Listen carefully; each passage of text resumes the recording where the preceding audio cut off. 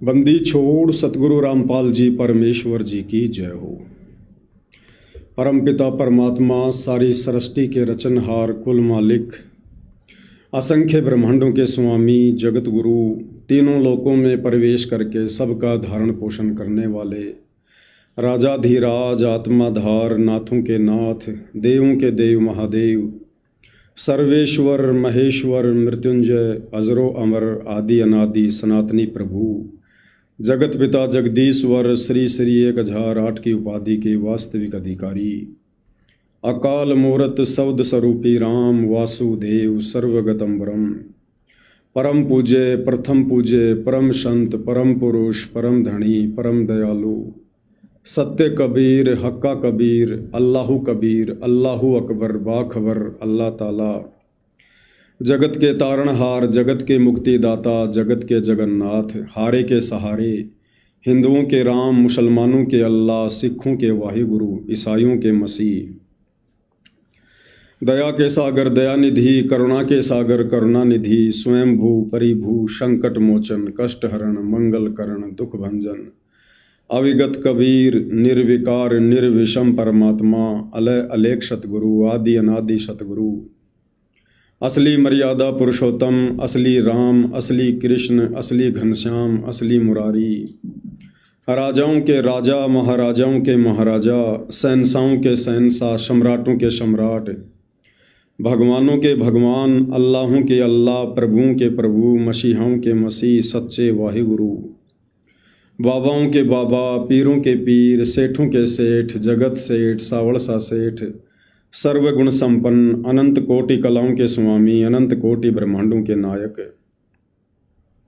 योगियों में महायोगी ध्यानियों में महाध्यानी सिद्धों में परम सिद्ध ज्ञानियों में तत्व ज्ञानी ब्रह्म ज्ञानी महाज्ञानी परम ज्ञानी सर्वश्रेष्ठ ज्ञानी विज्ञानी युवा कबीर समर्थ कबीर असमवात अमित ओजा सच्चे रहनुमा करीम अल्लाह सुभान अल्लाह दुनिया के अंतिम पैगंबर 8 सितंबर 1951 से गांव धनाना जिला सोनीपत हरियाणा भारतवर्ष की पावन भूमि पे प्रकट रियल कल्कि भगवान श्री नारायण साकार हरि श्री बाबा साहिब नूर अनंत परमात्मा सच्चे दरवेश सच्चे बाखबर संत श्रोमणी सतगुरु रामपाल जी परमेश्वर जी के चरण कमल में दास का अनंत कोटि दंडोत प्रणाम। सत्साई भाई और बहनों, बहुत बड़ी दया बहुत बड़ी मेहर पूज्य गुरुदेव भगवान की परमेश्वर रामपाल जी की जिनके शुभ आशीर्वाद से विशेष आशीर्वाद से इस कलयुग की बिचली पीढ़ी में हमें ये शास्त्र अनुकूल सत भक्ति मिली है। हमें सदियों उपरांत पूर्ण ब्रह्म परमेश्वर साक्षात कबीर देव जी के धरती पर दर्शन हुए हैं। हमें उनकी शरण प्राप्त हुई है। भाई और बहनों, वैसे तो परमपिता परमेश्वर सतगुरु रामपाल जी ने दास को निमित्त बना के दास को खड़ा करके एक छोटी सी सेवा एक सेवा का टुकड़ा दास की झोली में डाल के दास के ऊपर भी बहुत बड़ा महाउपकार किया और दास के माध्यम से आप सभी परमात्मा चाहने वाली आत्माओं तक भी 11 वर्षों तक संदेशे भिजवाए। आज पूज्य गुरुदेव भगवान अपने मिशन को समाप्त करके हिसार जेल से बाहर हैं। ऐसे में आप और हमारी वो जिम्मेदारी समाप्त हो जाती है जो जिम्मेदारी उनकी गैर हाजिरी में उन्होंने स्वयं निभाने के लिए हमें दी थी। अब आगे हमारी जिम्मेदारी केवल मर्यादाओं में रहकर गुरुदेव की भक्ति को संपूर्ण करना है। तो भाइयों और बहनों, ज्ञान गंगा पुस्तक के ऊपर वीडियो बनाने की श्रृंखला जारी है और काफ़ी वीडियो बन चुके हैं, आप जी देख भी रहे हैं। तो अब आप और हम भाई बहनों ने जो परमेश्वर की विशेष आत्माओं की श्रेणी में हैं और परमेश्वर की विशेष आत्मा वो होती हैं जो गुरु रूप में आए हुए कबीर परमेश्वर जी को साक्षात परमेश्वर मानकर और अपनी आत्मा के कल्याण के लिए हर प्रकार से संघर्ष करते हुए मर्यादाओं में रहते हुए भक्ति करते हैं। तो ऐसी आत्मा धरती पर चंद ही हैं, ऐसी आत्माओं की भीड़ नहीं हुआ करती है। तो भाइयों और बहनों, यदि आप साध संगति से जुड़े हुए हैं और आप सत्सेवक भगत की श्रेणी में हैं,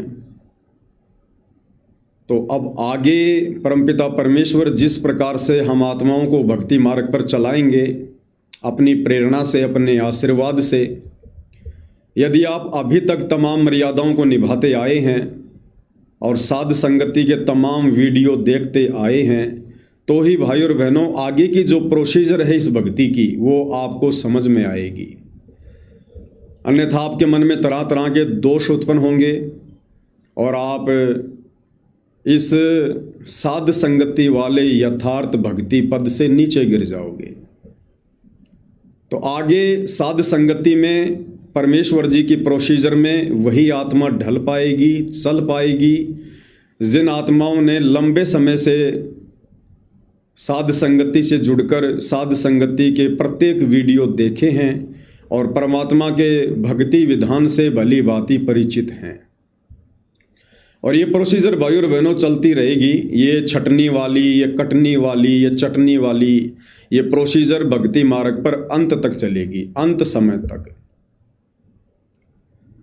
तो भाई और बहनों, जिस प्रकार से स्कूल में बच्चे पढ़ते हैं, साथ साथ पढ़ते हैं और कुछ बच्चे फेल हो जाते हैं और जो बच्चे पास हो जाते हैं उन बच्चों ने उन पिछली कक्षा वाले साथियों को भी छोड़ना पड़ता है और पिछली कक्षा की जो पढ़ाई थी उसको भी छोड़ना पड़ता है। उसने आगे बढ़ना होता है और आगे बढ़ते समय वो बच्चा कोई दुख नहीं मानता है, किसी प्रकार की मन में कोई शंका नहीं करता है, बल्कि उसको एक खुशी होती है कि मैं अगली कक्षा में जाऊंगा, अब मैं नई पढ़ाई पढ़ूंगा। क्योंकि बच्चे का टारगेट होता है नौकरी प्राप्त करना। यदि उस बच्चे का लक्ष्य एक अच्छी नौकरी प्राप्त करना है, क्योंकि पढ़ाई का मकसद हमने केवल यही समझा है कि भाई मैं अच्छी नौकरी प्राप्त करूंगा, बढ़िया सुख सुविधा प्राप्त करूंगा, तो जब वो बच्चा आगे की क्लास में जाता है तो पीछे की कक्षा वाली पढ़ाई को, उन बच्चों को वो आसानी से छोड़ देता है, क्योंकि उसका टारगेट नौकरी प्राप्त करना होता है। इसी प्रकार भाई और बहनों, ये भक्ति मार्ग है। भक्ति मार्ग की जो पढ़ाई है वो आध्यात्मिक है। परम पूज्य परमेश्वर सतगुरु रामपाल जी हमारे टीचर हैं, हमारे लेक्चरार हैं, हमारे प्रिंसिपल हैं, हमारे हेडमास्टर हैं, सब कुछ हैं, हमारे गुरुदेव भगवान हैं। और इस भक्ति मार्ग में हमने केवल आगे की ओर ही कदम बढ़ाने होते हैं। इस भक्ति मार्ग में जो बिछुड़ जाते हैं, मर्यादा तोड़कर रह जाते हैं, भक्ति में गफलत करते हैं, हमने अपने उन साथियों को त्यागना होता है, छोड़ना होता है, क्योंकि हमारा लक्ष्य सतलोक प्राप्ति है, सतलोक के सुखों की प्राप्ति है। तो ऐसे भगत कभी भी भक्ति मार्ग पर किसी से यारी दोस्ती नहीं किया करते हैं। अब वो छठी क्लास का बच्चा जो अब 7वीं में हो चुका है और उसका साथी जो उसका बेस्ट फ्रेंड था वो फेल हो चुका है, तो 7वीं कक्षा में जाने वाला बच्चा उस अपने बेस्ट फ्रेंड के चक्कर में और 6वीं कक्षा में बैठा नहीं रहता है। वो भूल जाता है कि ये मेरा बेस्ट फ्रेंड था, वो तुरंत आगे की क्लास में जाकर बैठ जाता है, आगे की नई किताबें खरीद कर पढ़ना शुरू कर देता है। इसी प्रकार भाई और बहनों, कबीर परमेश्वर सतगुरु रामपाल जी के भक्ति मार्ग में ये यारी दोस्ती नहीं चला करती है, क्योंकि हमारा टारगेट सतलोक प्राप्ति है। अगर यारी दोस्ती के चक्कर में रह गए, यहीं पर अगर ये भाईचारा निभाने के चक्कर में रह गए, तो फिर जन्म मरण के चक्कर में भी रहना पड़ेगा। तो समझदार आत्मा कभी भी ऐसा पंगा जो है मोल नहीं लेती है। तो भाई और बहनों, अब जैसे जैसे हम पूज्य गुरुदेव भगवान के आशीर्वाद से साध संगति से जुड़कर और इस भक्ति मार्ग पर आगे बढ़ रहे हैं, सीढ़ी दर सीढ़ी आगे चढ़ रहे हैं, तो परमेश्वर हमें नई नई भक्ति की प्रेरणा भी करेंगे, हमें परमेश्वर भक्ति की ऊंचाइयों पर लेकर जाएंगे, क्योंकि परमेश्वर ने हमारा मोक्ष करना है। और मोक्ष किस विधि से होगा वो सारी विधि परमपिता परमेश्वर इस भक्ति मार्ग पर आप और हमसे लागू करवाएंगे।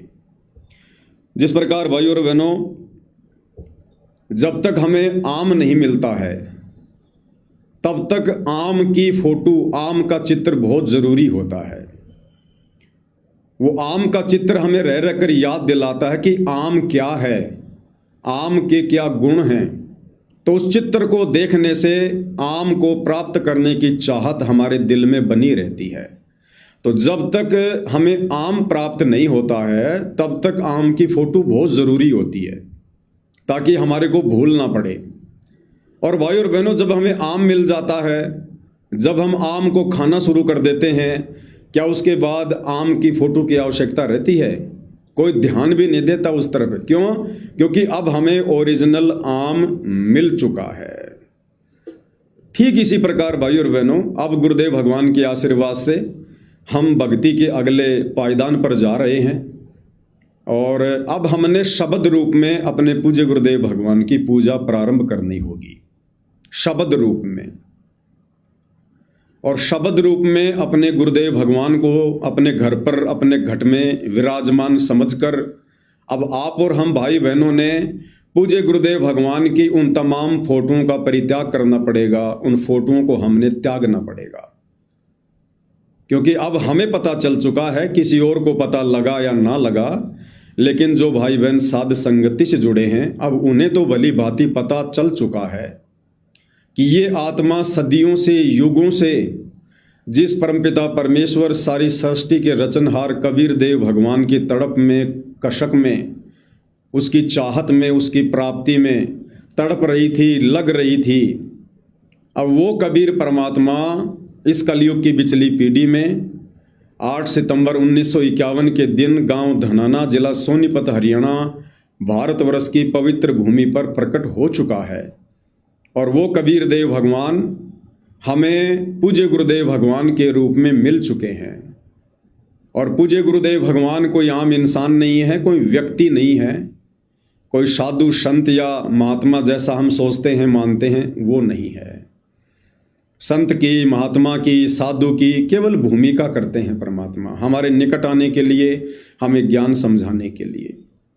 तो हमें पता चल चुका है कि आज धरती पर साक्षात कबीर भगवान हमारे पूज्य गुरुदेव हैं। तो भाई और बहनों, अब हमने उनकी फोटों की कोई आवश्यकता नहीं है किसी भी प्रकार की। और वैसे भी आप जी देख रहे हैं भाई और बहनों, ये जो AI है, जब से AI आई है तब से गुरुदेव भगवान के स्वरूप को बिगाड़ दिया गया है।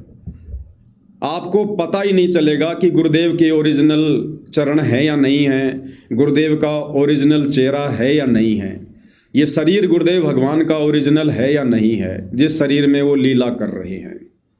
AI से आप उनके कपड़े भी चेंज कर सकते हो, आप उनका चेहरा भी चेंज कर सकते हो, आप उनके सर पर साफा लगा दो, आप उनको पगड़ी पहना दो, मुकुट पहना दो, उनके चरणों में जो मर्जी जूते पहना दो, चप्पल पहना दो, तरह तरह की शर्ट पहना दो, कुछ पता नहीं चलता AI से। और AI का जोर आजकल भगत समाज में सोशल मीडिया पर बड़े जोर शोर से है। आपको सोशल मीडिया पर सतगुरु रामपाल जी की ओरिजिनल फोटो इतनी नहीं मिलेंगी जितनी आपको AI से बना बना के डाली गई फोटोओं के दर्शन होंगे। तो भाई, हम किसके दर्शन कर रहे हैं? हम किसके आगे दंडवत कर रहे हैं? तो भाई और बहनों, ये काल आगे से आगे अपनी चाल चलता है, तो कबीर परमात्मा सतगुरु रामपाल जी भी आगे से आगे इसकी चाल को काटते रहते हैं। अभी कुछ ही दिन पहले कुछ भगत भाई बहनों ने थोड़ी सी गलती कर दी। ठीक है, अपने गुरुदेव भगवान को दूध से स्नान करवाना कोई गलत बात नहीं है। आने वाले समय में साक्षात यदि मौका मिला, गुरुदेव भगवान ने मौका दिया, तो साक्षात उनको सारी दुनिया के सामने लाइव चलाएंगे यही मीडिया चैनल वाले, जो आज से पहले गुरुदेव भगवान के खिलाफ उल्टी खबरें निकाला करते थे, भ्रमित होकर कि संत रामपाल जी को दूध से नहलाया जाता था, फिर उस दूध की खीर बनाई जाती थी, फिर भक्तों में बांटी जाती थी। तो आने वाले समय में यदि गुरुदेव भगवान ने मौका दिया तो साक्षात पूरी दुनिया के सामने इन्हीं टीवी चैनलों पर, और यही लोग करेंगे कवरेज, लाइव चलाएंगे ये टीवी चैनल वाले, और साक्षात उनको दूध से नहलाया जाएगा। लेकिन साक्षात कुछ भगत भाई बहनों ने थोड़ी सी गलती कर दी, हालांकि उनके भाव अच्छे थे, श्रद्धा गुरुदेव के चरणों में थी, उनका मकसद कोई ऐसा नहीं था पाखंड फैलाने का, और जो उन्होंने किया उसको पाखंड नहीं कह सकते, वो श्रद्धा थी, और श्रद्धा भाई और बहनों अंधी होती है। लेकिन फिर भी हम पूज्य गुरुदेव भगवान की उन श्रेष्ठतम आत्माओं में से हैं जिनको परमेश्वर ने 25 साल की अपनी जो तपस्या है, जो संघर्ष है, उसमें छांट के साध संगत के रूप में साइड में किया है। तो हमने थोड़ा बुद्धि विवेक का इस्तेमाल जरूर करना चाहिए था। हमने उस थाल में गुरुदेव भगवान की फोटो को नहीं रखना चाहिए था। हाँ, वैसे यदि हम अपने गुरुदेव भगवान को शब्द रूप में उस थाल में विराजमान करके उनसे प्रार्थना करके, और यदि फिर ऊपर से हम दूध डालते तो फिर कोई दिक्कत नहीं थी। और दास ने बहुत पहले वीडियो बनाकर कह भी दिया था कि भाई जब आने वाले समय में वो समय आएगा और जब गुरुदेव भगवान साक्षात हम सबके सामने होंगे, उस समय उनको दूध से भी नहलाया जाएगा, और उसी दूध की फिर खीर बनाई जाएगी, और उसी खीर को फिर ये पूरी दुनिया उंगली चाट चाट के खाएगी, उंगली चाट चाट के, क्योंकि उस समय तक सबको पता चल जाएगा कि ये क्या परम शक्ति है। तो कहने का मतलब भाई और बहनों, हमने भावनाओं में बिल्कुल भी नहीं बहना है। ये एक झटका था, एक परीक्षा थी, और जहाँ तक मुझ पवन दास की ये छोटी बुद्धि काम कर रही है, भले ही परमपिता परमेश्वर आप जियों को माफ़ कर देंगे क्योंकि आपके भाव गलत नहीं थे, लेकिन गलती तो गलती है, गलती की सज़ा भी यहाँ पर कंपलसरी है। तो इस गलती की सज़ा यही है कि कम से कम आप साध संगति से 1 साल पीछे चले गए। आप जितने भी भाई बहन वहाँ साध संगति में थे और आप लोगों ने जो गुरुदेव की फ़ोटो को दूध से नहलाया है, तकरीबन 30-40 भगत वहाँ थे, और एक भी भगत ने इस बात का विरोध नहीं किया, एक भी भगत ने, क्योंकि सबकी बुद्धि ऑफ, तो ज़रूर कहीं ना कहीं भक्ति में कमी है, कहीं ना कहीं कोई मर्यादाओं में त्रुटि है, वरना परमेश्वर किसी न किसी को तो ज़रूर सद्बुद्धि देते। लेकिन एक भी आत्मा को सद्बुद्धि नहीं मिली, इसका मतलब और भक्ति में बहुत ज़्यादा आगे बढ़ने की ज़रूरत है, बहुत ज़्यादा मेहनत करने की ज़रूरत है। तो जो ये गलती बनी है भाई और बहनों, आप लोग साध संगति से कम 1 साल पीछे चले गए, 1 साल पीछे। यानी आपकी इतनी भक्ति नष्ट हो चुकी है, आपकी इतनी भक्ति बर्बाद हो चुकी है, जितनी आपने पिछले 1 वर्ष में साध संगति करके, गुरु महिमा करके, गुरु को परमेश्वर मानकर उनकी 5 दीपक वाली थाल से आरती करके, चरण सेवा करके, भोग लगा के, तीनों समय की विधिवत आरती करके, चरण सेवा करके, मंत्र जाप करके, सत्संग सुनकर आप लोगों ने जितनी भक्ति कमाई पिछले 1 वर्षों में अर्जित की थी, वो आपका 1 साल का भक्ति दिन आप लोगों ने खुद देखा देखी में, भेड़ चाल में, ना समझी में और जोश में होश खोकर भावनाओं में आकर आप लोगों ने खुद ही बर्बाद कर दिया है, धुएं में उड़ा दिया है। अब इतनी मेहनत आप लोगों को और करनी पड़ेगी। तो भाई और बहनों, ये परमेश्वर का मार्ग है। इस मार्ग में ये यारी दोस्ती नहीं चला करती है, ये देखा देखी नहीं चला करती है, भेड़ चाल नहीं चला करती है। तो कितना नुकसान उठा लिया उन आत्माओं ने। परमात्मा तो दयालु है, वो तो दया का सागर है, वो तो कितनी भयंकर गलती कर दो वो तो माफ़ कर देगा। सतलोक में हमने कितनी भयंकर गलती की थी, कितनी बड़ी हमने गलती की थी, क्या परमेश्वर ने माफ़ नहीं किया? माफ़ किया, तभी तो आज धरती पर आए हैं। आप और हमें भक्ति दी है ताकि हम वापस सतलोक चलें। लेकिन जो गलती हमने की थी, क्या हमने उसकी सज़ा नहीं पाई? अगर गुरुदेव ने माफ़ कर दिया यार, सतलोक से चलकर पुनः धरती पर आज आ गए हैं, तो क्या हमने उस गलती की सज़ा नहीं पाई? क्या हमने सतलोक में जो भक्ति कमाई की थी, हमने सारी भक्ति हमारी नष्ट कर दी, तभी तो इस काल के लोक में आ गए, तभी तो गधे कुत्ते सूअर बन रहे हैं, नरक भोग रहे हैं। क्यों? क्योंकि हमने जो भक्ति सतलोक में की थी वो हमने छोटी सी गलती करके सारी नष्ट कर दी, धुएं में उड़ा दी। तो इसी प्रकार भाई और बहनों, ये परमात्मा तो दयालु है, आपकी श्रद्धा को देखकर आप लोगों को माफ़ भी कर देगा। लेकिन जो भक्ति कमाई आप लोगों ने नष्ट की है, उसके लिए तो भाई और बहनों आपने फिर से मेहनत करनी पड़ेगी। देखो होता क्या है, पिछले 11 वर्षों से परमात्मा ने हर वो संदेशा दिलवा दिया, हर वो जानकारी दिलवा दी ताकि हम कहीं धोखा ना खाएं। अब जैसे गुरुदेव भगवान अपने प्रवचनों में कहते हैं कि बच्चों, तुम ये ना सोचना कि अपनी भक्ति कमाई से तुम पार हो जाओगे। तुम लाख जन्म भी ये माला करते करते, मंत्र करते करते, आरती करते करते इस काल के जाल से मुक्त नहीं हो सकते जब तक तुम सतगुरु की मेहर प्राप्त करने के योग्य नहीं बनोगे। जब तक तुम अपने गुरुदेव को प्रसन्न नहीं करोगे तब तक तुम सतलोक नहीं जा सकते। चाहे कितनी भक्ति कर लो, कितना दान कर लो, कितने पाठ करवा दो, कितनी ज्योतियां करवा दो, चाहे रात दिन गुरुदेव के चरणों में क्यों ना लेटे रहो। उसके लिए क्या करना पड़ेगा? इन बातां के पाइए कर सतगुरु नजर निहाल, और राजी कर सतगुरु रूठे नू। हमने सतगुरुदेव भगवान को नजर निहाल करना पड़ेगा, उनको प्रसन्न करना पड़ेगा, खुश करना पड़ेगा, तब वो अपनी मेहर बख्शेंगे, हमें ग्रेस मार्ग देंगे। तो सतगुरु को प्रसन्न करने के लिए आप और हम भाई बहन साध संगति से जुड़कर ये तमाम भक्ति क्रियाएं कर रहे हैं, जिन भक्ति क्रियाओं के बाकी भगत समाज आसपास भी नहीं है, उनके शौपन में भी ये बातें नहीं हैं। हम पिछले कई वर्षों से गुरुदेव को वो भक्ति क्रिया कर करके उनको साक्षात पूर्ण ब्रह्म परमेश्वर मानकर घर घर में विराजमान करके, ज्ञान को आधार बना के, मर्यादाओं के लिए संघर्ष करके, उनकी आरती उतार के, उनको भोग लगा के, दूध से उनके चरण धो धो के हम उनको प्रसन्न तो कर रहे हैं ताकि गुरुदेव भगवान की मेहर हमारे ऊपर बरसे, उनका विशेष आशीर्वाद मिले और गुरुदेव प्रसन्न हो। और अगर गुरुदेव प्रसन्न होंगे तो फिर तुम कर दो पल में पार हो जा रजा थारी, 1 सेकंड में परमात्मा सतलोक में बैठा देगा। तो सोचिएगा भाइयों और बहनों, हम इतने वर्षों से अपने गुरुजी को प्रसन्न करने के लिए ये सारी भक्ति क्रिया कर रहे थे, और उनको प्रसन्न करने के लिए हमने कितनी मेहनत करनी पड़ रही है, कितना संघर्ष करना पड़ रहा है। और यदि वही गुरु हमारी किसी बात से अगर नाराज हो जाए तो क्या होगा? सोचिए, आप और हमने कितनी भक्ति कमाई करनी पड़ रही है गुरु जी को प्रसन्न करने के लिए, और वही गुरु यदि हमारी किसी कमजोरी से, किसी बात से अगर जरा सा नाराज हो जाए तो सोचो हमारी कितनी भक्ति कमाई नष्ट होगी, और दोबारा से उस गुरु को प्रसन्न करने में हमारे को कितना समय लगेगा।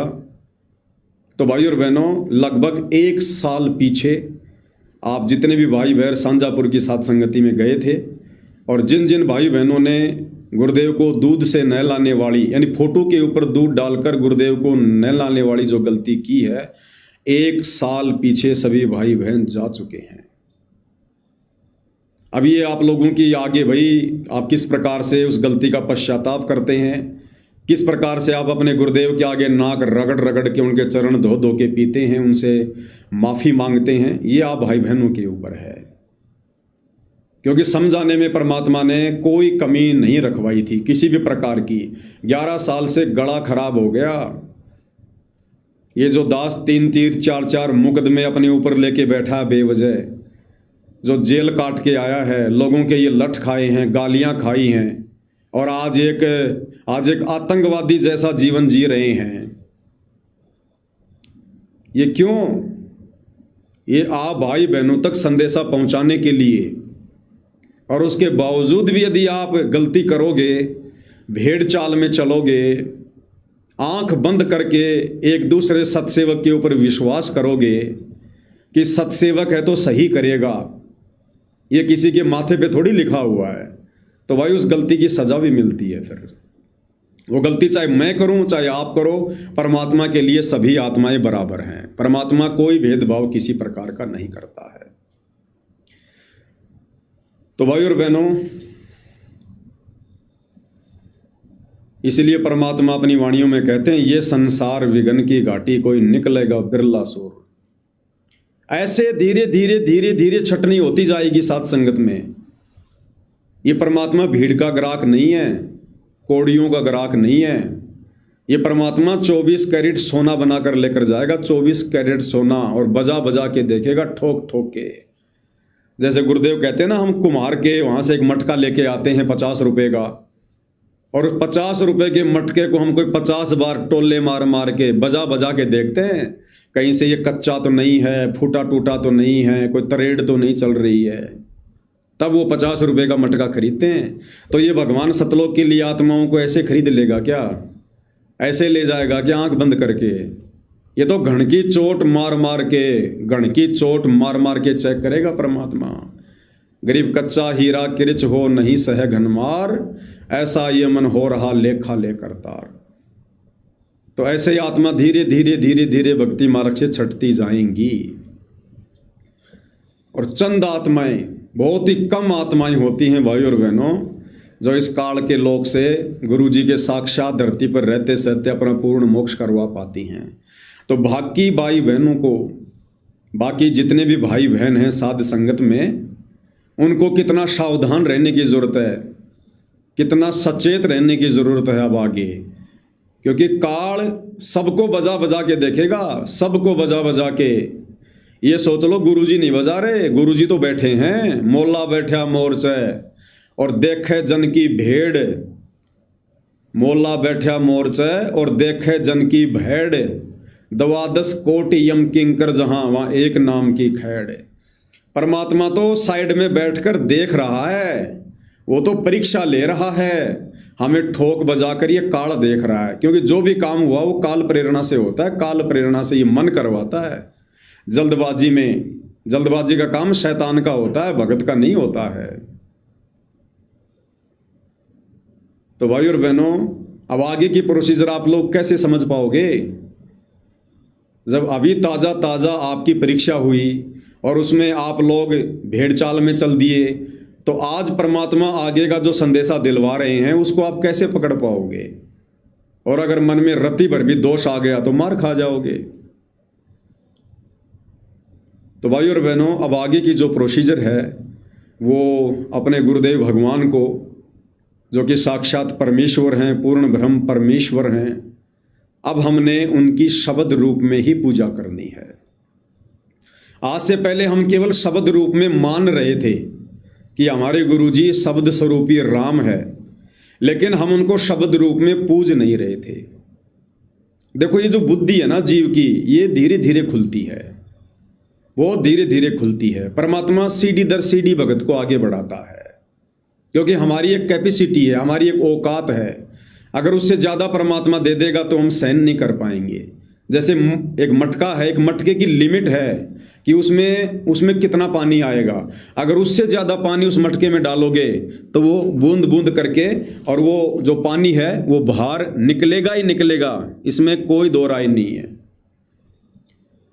तो परमात्मा जब उचित समझेंगे उस हिसाब से धीरे धीरे और ये संदेश भक्ति मार्ग के दिलवाएंगे और लागू करवाएंगे।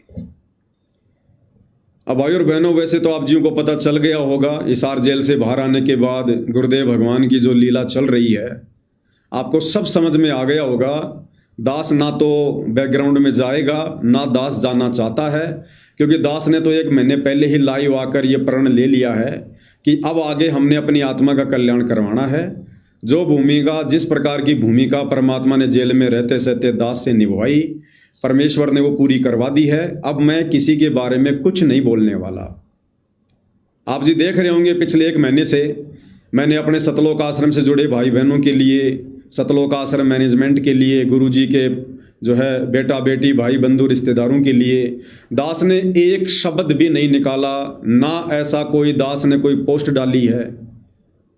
बाकी दास ने तो आप सभी भाई बहनों से उन वीडियो को डिलीट करने की भी जो है प्रार्थना की थी, क्योंकि अब दास की जिम्मेदारी समाप्त है। जो जिम्मेदारी परमात्मा ने अपनी गैर हाजिरी में दी थी, अब दास की जिम्मेदारी है अपनी भक्ति को पूरा करना। अब दास की जिम्मेदारी है सतलोक की तैयारी करना। अब दास की जिम्मेदारी ज़्यादा संदेशा देने की नहीं है। अगर संदेशे देते रहे आप लोग, लेते रहे, तो फिर वही भेड़चाल हो जाएगी। अब उन संदेशों के ऊपर अमल करने की ज़रूरत है, उन बातों को अपने भक्ति वाले जीवन में ढालने की, लागू करने की ज़रूरत है। तो भाई और बहनों, आज तक हम केवल अपने गुरुदेव भगवान को शब्द रूप में मान रहे थे, हम शब्द रूप में पूज नहीं रहे थे, क्योंकि आज से पहले हम मूर्ति पूजा कर रहे थे, मूर्ति पूजा। अब हमने मूर्ति पूजा को छोड़ना है, मूर्ति पूजा को त्यागना है। मूर्ति मूर्ति होती है, मूर्ति चाहे पत्थर की हो, चाहे सोने की हो, चाहे चांदी की हो, चाहे धातु की हो। मूर्ति चाहे कागज का पोस्टर हो, चाहे कागज की फोटो हो, मूर्ति मूर्ति है। अब हमने मूर्ति से नहीं पूजना, हमने सुरति से पूजना है, सुरति से, ध्यान से। तो दास ने 4-5 दिन पहले आप लोगों को मैसेज डाला था कि 17 मई 2026 को दास लाइव आएगा। तो उससे पहले 4-5 रोज परमेश्वर ने दास से रिहर्सल करवाई है। दास ने ये समय थोड़ा सा इसलिए रखा आगे का, क्योंकि भाई और बहनों ये समय बहुत ज़्यादा भयानक है, क्रिटिकल समय है। मन मेरे अंदर भी है, काल मेरे पीछे भी लगा हुआ है, आप लोगों से ज़्यादा लगा हुआ है। तो दास ने 4-5 दिन का समय, क्योंकि जब मुझे ये प्रेरणा हुई तो दास ने गुरुदेव को दंडवत प्रणाम करके और 4-5 दिन का समय लिया कि परमात्मा, दास 2 कोटि का जीव है, हो सकता है ये काल प्रेरणा हो, और अब जो समय है वो बहुत ज़्यादा सोच समझकर, बहुत ही ध्यानपूर्वक एक एक कदम भक्ति मार्ग पर आगे रखने का है। तो दास ने गुरुदेव से अर्ज की, प्रार्थना की कि परमेश्वर, दास से कुछ भी गलत हो जाए इस भक्ति मार्ग पर, हो नहीं जाए, अगर कुछ गलत होना हो आपके भक्ति मार्ग पर, उससे पहले परमात्मा मेरे तो प्राण निकाल देना, इस दास की टिकट काट देना यहाँ से। अगर कुछ गलत होना हो तो उससे पहले ही दास की टिकट काट देना, क्योंकि अब यदि इस भक्ति मार्ग पर आपकी इतनी पहचान होने के बाद अगर गलती हो गई तो परमात्मा फिर जी नहीं पाएंगे, फिर अपने आप को कभी फिर माफ नहीं कर पाएंगे, अपनी नजरों से गिर जाएंगे फिर। तो 4-5 दिन का दास ने गुरुदेव भगवान से समय लिया कि पहले दास अपने घर पर इस बात की रिहर्सल करेगा, क्या अनुभव है, उसके बाद दास आगे संगत को संदेशा देगा। तो पिछले 4-5 दिनों से दास अपने घर पर अपने गुरुदेव भगवान के शब्द रूप में पूजा कर रहा है, और जो अनुभव दास को हुआ है वो बिल्कुल लाजवाब है, एकदम परमपिता परमेश्वर जी की प्रेरणा है, उन्हीं के आशीर्वाद से अब ये संदेश आप जीवों को आगे दिया जा रहा है। तो भाई और बहनों, आज से पहले हम जब भी पूज्य गुरुदेव भगवान की तीनों समय की आरती हम करते हैं, तो आरती तो हम लोग उनके दरबार में खड़े होकर भक्ति बोध हाथ में लेकर, या जैसे भी आपको याद है तो मौखिक, और पूज्य गुरुदेव भगवान का आसन लगाकर और 5 दीपक वाली थाल के साथ और सिंहासन पर गुरुदेव की एक तस्वीर, एक फोटो रखकर हम गुरुदेव भगवान की तीनों समय की आरतियां करते हैं। लेकिन भाई और बहनों, हम केवल फोटो की पूजा कर रहे थे, हम अपने गुरु की पूजा नहीं कर रहे थे, हम फोटो की पूजा कर रहे थे, हम मूर्ति की पूजा कर रहे थे। ठीक है, आज से पहले हम कर रहे थे, उस समय तक हमें ज्ञान नहीं था, हमारी बुद्धि वहां तक नहीं जा रही थी, वो भक्ति हमारी ज्यों की त्यों हमारी सफल है। हमने फोटो को रखकर जो आरतियां की हैं, जो भोग लगाए हैं, वो हमारी भक्ति व्यर्थ नहीं है, बिल्कुल ज्यों की त्यों हमारे भक्ति खाते में है। लेकिन अब हमें आगे की प्रोसीजर का पता चल गया, तो अब यदि हम पहले वाली प्रोसीजर को अपनाएंगे, मूर्ति पूजा करेंगे, तो फिर हमारी वो भक्ति नहीं बनेगी। फिर हम चाहे कितनी ही पूजा कर लें, वो भक्ति हमारी काउंट नहीं होगी, वो जानबूझकर सांची तजने वाली कैटेगरी में होगी। तो अब हमने मूर्ति पूजा को भाई और बहनों त्यागना है, क्योंकि अब हमें साक्षात आम प्राप्त हो चुका है। जब तक आम नहीं होता है तब तक आम की फोटो को देखना, आम की फोटो को अपने पास में रखना ज़रूरी होता है, ताकि याद बनी रहे और आम की जो है प्राप्ति की चाहत बनी रहे। और जिस दिन आम मिल जाता है उसके बाद फोटो की कोई आवश्यकता नहीं है, फिर तो आम खाओ, आम के मिठास का आनंद लो, फिर तो दूसरों को बताओ कि भाई आम के ये गुण हैं, वास्तव में आम इतना मीठा होता है, इतना आनंद आता आम को खाने से। फिर फोटो को हाथ में लेकर लहराने से कोई फायदा नहीं, जिसने आम खा लिया, जिसने आम प्राप्त कर लिया। ठीक इसी प्रकार भाई और बहनों, हमारे पूज्य गुरुदेव भगवान साक्षात कबीर परमात्मा हैं। इनकी तलाश में, इनके तड़प में हम युगों से भटक रहे थे। जिसने जैसी फोटो, जिसने जैसी मूर्ति हमें इनकी पकड़ा दी कि ये भगवान है, ये परमात्मा है, उसी को हमने पूजना शुरू कर दिया। अब कलयुग की बिचली पीढ़ी है, परमात्मा ने सर्व धर्मशास्त्रों से सारा भेद निकाल के दे दिया है, साक्षात खुद धरती पर प्रकट हैं, हम उनकी शरण में हैं।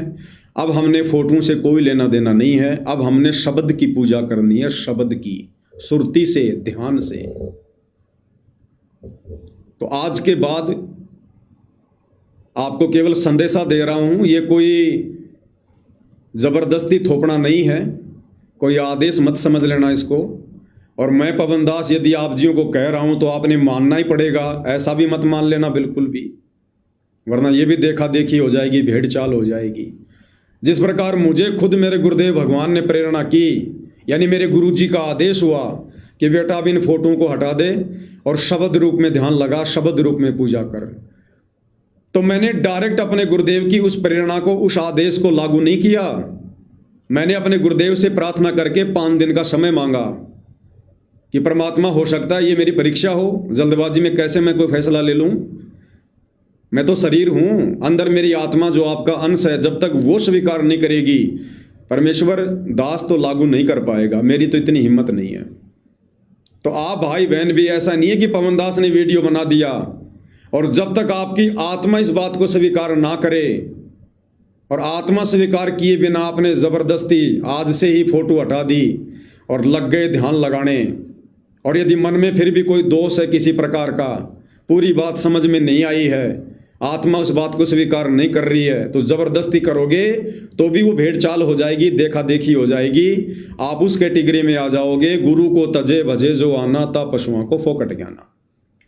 तो दास के माध्यम से परमात्मा जो संदेशा दिलवा रहे हैं, वो संदेशा यदि आपकी अंतरात्मा बिल्कुल गहराई से जान ले, पहचान ले, आपकी आत्मा बिल्कुल स्वीकार कर ले, हाँ यही सत्य है, उसके बाद अपने गुरुदेव को दंडवत प्रणाम करके और उसके बाद आप जी इस विधि से गुरुदेव भगवान की पूजा शुरू कीजिएगा, क्योंकि ये देखा देखी का मार्ग नहीं है। और दास ने आपको पिछले 11 वर्षों से कभी देखा देखी में नहीं चलाया, कभी भी, क्योंकि मेरा मकसद लोगों को मूर्ख बनाना नहीं है, किसी को ठगना नहीं है, मेरा मकसद कोई आश्रम खोलकर संत महंत बनना नहीं है। दास एक भगत है, अपनी भक्ति करके शतलोक जाना मेरा टारगेट है। तो भाई और बहनों, अगर परमात्मा प्रेरणा करें तो आज के बाद हम अपने दरबार साहिब में जब हम तीनों समय की गुरुदेव भगवान की आरती करें तो हम सिंहासन तो लगाएंगे, और सिंहासन लगाकर हम उसके ऊपर गुरुदेव भगवान की कोई फोटो नहीं रखेंगे, कोई तस्वीर नहीं रखेंगे। हम सिंहासन लगाकर गुरुदेव भगवान से अर्ज करेंगे घुटने टेक कर कि हे परमेश्वर मालिक विराजमान होइए, ताकि दास संध्या आरती का लाभ प्राप्त कर सके। हमने ये भी नहीं कहना कि गुरुदेव शब्द रूप में विराजमान होइए, नहीं, ये फिर एक आदेश हो जाता कि शब्द रूप में विराजमान होइए। क्या पता परमात्मा शरीर रूप में विराजमान होना चाहते हो, क्या पता उस दिन परमात्मा चाहते हो कि मैं अपने बच्चे को साक्षात दर्शन दूंगा, क्योंकि अब इसने मुझे पहचान तो लिया ही है, अब ये लुकमा छुपी का खेल बंद। क्या पता परमात्मा साक्षात सिंहासन पर आकर विराजमान होने चाहते हैं, वो तो सर्वशक्तिमान है, कुछ भी कर सकते हैं परमात्मा। क्षण भर में गायब, क्षण भर में वो प्रकट, जैसे धर्मदास जी के सामने क्षण भर में प्रकट, क्षण भर में गायब। ये काम तो छोटी मोटी शक्तियां कर देती हैं, ये तो सर्व शक्तियों के स्वामी है, देवों के देव हैं, गणों के नायक हैं, आदि गणेश हैं। तो हमने ये नहीं कहना कि हे पूज्य गुरुदेव भगवान आसन पर शब्द रूप में विराजमान होइए, नहीं, हे परमेश्वर, हे पूज्य गुरुदेव भगवान अपने दास को संध्या आरती का लाभ देने के लिए परमेश्वर आसन पर विराजमान होइए, आप जी का आसन तैयार है। उसके बाद गुरुदेव भगवान की मौज, उनकी मर्जी, वे शब्द रूप में विराजमान होते हैं या शरीर रूप में विराजमान होते हैं। तो ये फिर आगे मालिक की मौज, आगे मालिक की मर्जी। और तीनों समय की आरती में हमने इसी प्रकार से अपने गुरुदेव भगवान की शब्द रूप में जो है पूजा करनी है, शब्द रूप में।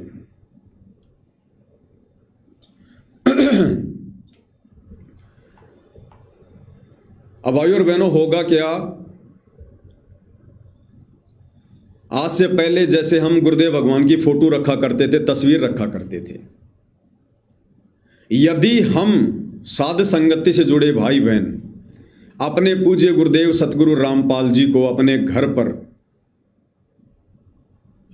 अगर शब्द रूप में विराजमान मानकर जो सिंहासन हम लगाते हैं, आसन हम लगाते हैं, अगर उस सिंहासन पर हम अपने गुरुदेव को शब्द रूप में विराजमान मानकर अगर हम उनकी आरती उतार रहे हैं, तो फिर फोटो रखने की क्या आवश्यकता है। अगर आपने ये मान लिया कि मेरे गुरुदेव भगवान इस आसन पर शब्द रूप में विराजमान हैं, तो फिर फोटो की क्या आवश्यकता है? फिर फोटो का क्या मतलब रह गया? फिर जब गुरु जी साक्षात शब्द रूप में विराजमान हैं तो फिर फोटो का क्या मतलब है? और यदि हम फोटो रख रहे हैं तो फिर शब्द रूप में विराजमान कहां से हो जाएंगे? यदि हम फोटो रख रहे हैं तो फिर हम शब्द रूप में कहां मान रहे हैं? और जब तक हम सिंहासन पर फोटो रखकर गुरुदेव की आरती उतारेंगे या गुरुदेव को भोग लगाएंगे या चरण सेवा करेंगे तो भाइयों और बहनों, हमारा ध्यान उस फोटो के ऊपर ही केंद्रित रहता है। हमारा ध्यान पूरी आरती में, पूरे भोग में उस फोटो के ऊपर ही केंद्रित रहता है, क्योंकि हम फोटो को देख रहे होते हैं। और जब हमारा ध्यान फोटो के ऊपर केंद्रित होता है तो गुरुदेव के शब्द रूप पर हमारा ध्यान नहीं जाता। हमें गुरुदेव भगवान साक्षात बैठे हुए दिखाई नहीं देते। फिर तो अब हमने शब्द रूप में आगे गुरुदेव भगवान की पूजा करनी है। देखो, ये हमारे विश्वास के ऊपर है, ये हमारी भक्ति के ऊपर है, हमारी श्रद्धा के ऊपर है। ये तो सक्षम है भाइयों और बहनों। हम ये नहीं चाहते कि गुरुदेव भगवान साक्षात वहां पर हमें दिखाई दें और जैसे नामदेव का दूध पिया था परमात्मा ने पत्थर से प्रकट होकर, ऐसे गुरुदेव भगवान हमारे खीर खाएं, हलवे खाएं। नहीं नहीं, हमारी ऐसी कोई इच्छा नहीं है।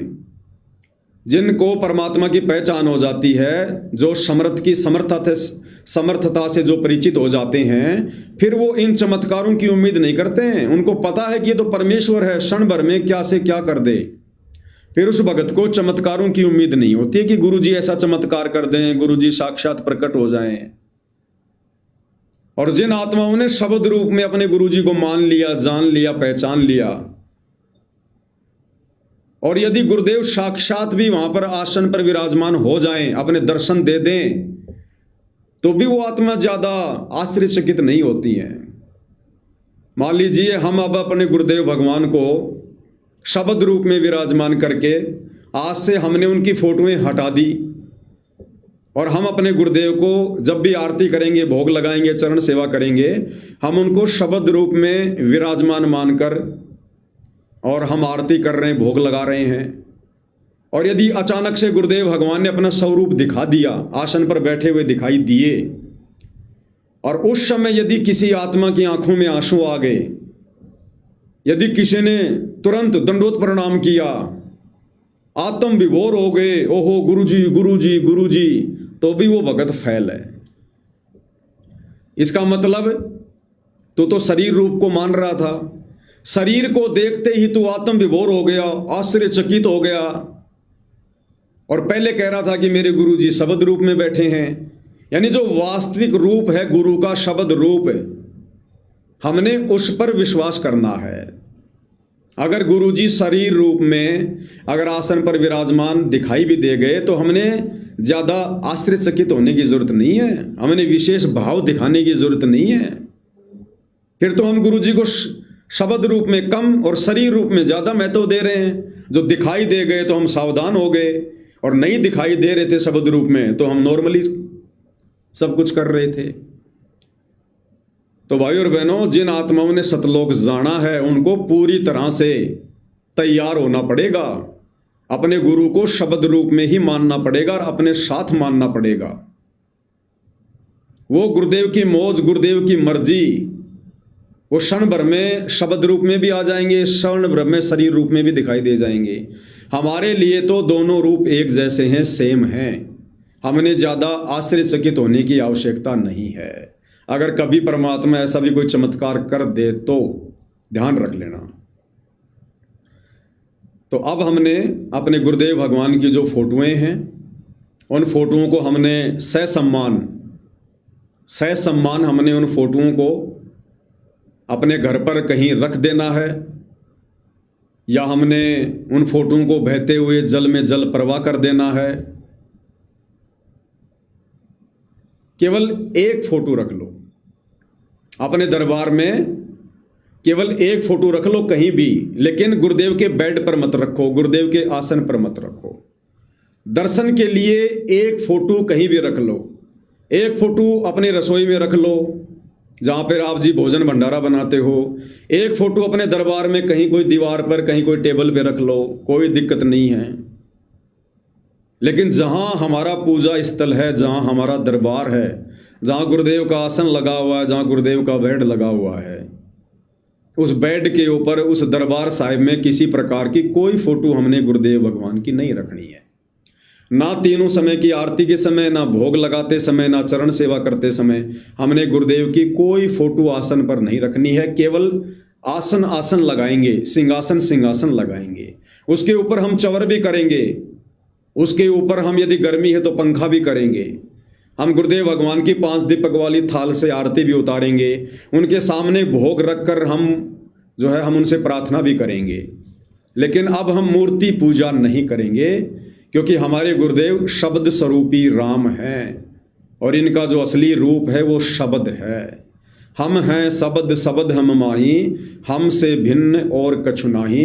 और शब्द रूप में ही ये परमात्मा हमें यहाँ से सतलोक लेकर जाएंगे। तो हमने अभी से वो रिहर्सल करनी है। हम नित्य नियम में पढ़ते हैं, गरीब ऐसा सतगुरु हम मिल्या, शब्द समाना होए, शब्द समाना होए। यानी हमें ऐसे सतगुरुदेव भगवान मिले हैं जिनका शब्द रूप है। तो भाई और बहनों, फिर फोटो की क्या आवश्यकता है? अब हमने इन आंखों से देखकर भक्ति नहीं बनानी है। अब हमने अंतर आत्मा की आंखों से, सुरती की आंखों से, अब हमने ध्यान से अपने गुरुदेव के दर्शन करने हैं। जैसे अब हम फोटो को हटाकर गुरुदेव भगवान का आसन लगाकर गुरुदेव से घुटने टेक कर प्रार्थना करेंगे कि हे गुरुदेव भगवान, अपने इस दास को, अपनी दासी को संध्या आरती का लाभ दीजिए परमपिता परमेश्वर। हे मालिक, आप जी का आसन तैयार है, आप जी विराजमान होइए गुरुदेव भगवान। और उसके बाद भाई और बहनों, जैसा दास का अनुभव है, उसके बाद जब हम चाहे गुरुदेव पर चवर करेंगे, या हम पूज्य गुरुदेव भगवान पर पंखा करेंगे, या हम गुरुदेव भगवान की 5 दीपक वाली थाल से आरती उतारेंगे। अब भाई और बहनों, ऑटोमेटिक, क्योंकि ये प्रोसीजर मुझ पवन दास की नहीं है, पवन दास तो केवल एक निमित्त है, ये समय समय पर परमात्मा ही लागू करवाता है। तो अब वो समय आ गया, हमारी जो स्टेज है अब गुरु को शब्द रूप में पूजने के योग्य हो चुकी है।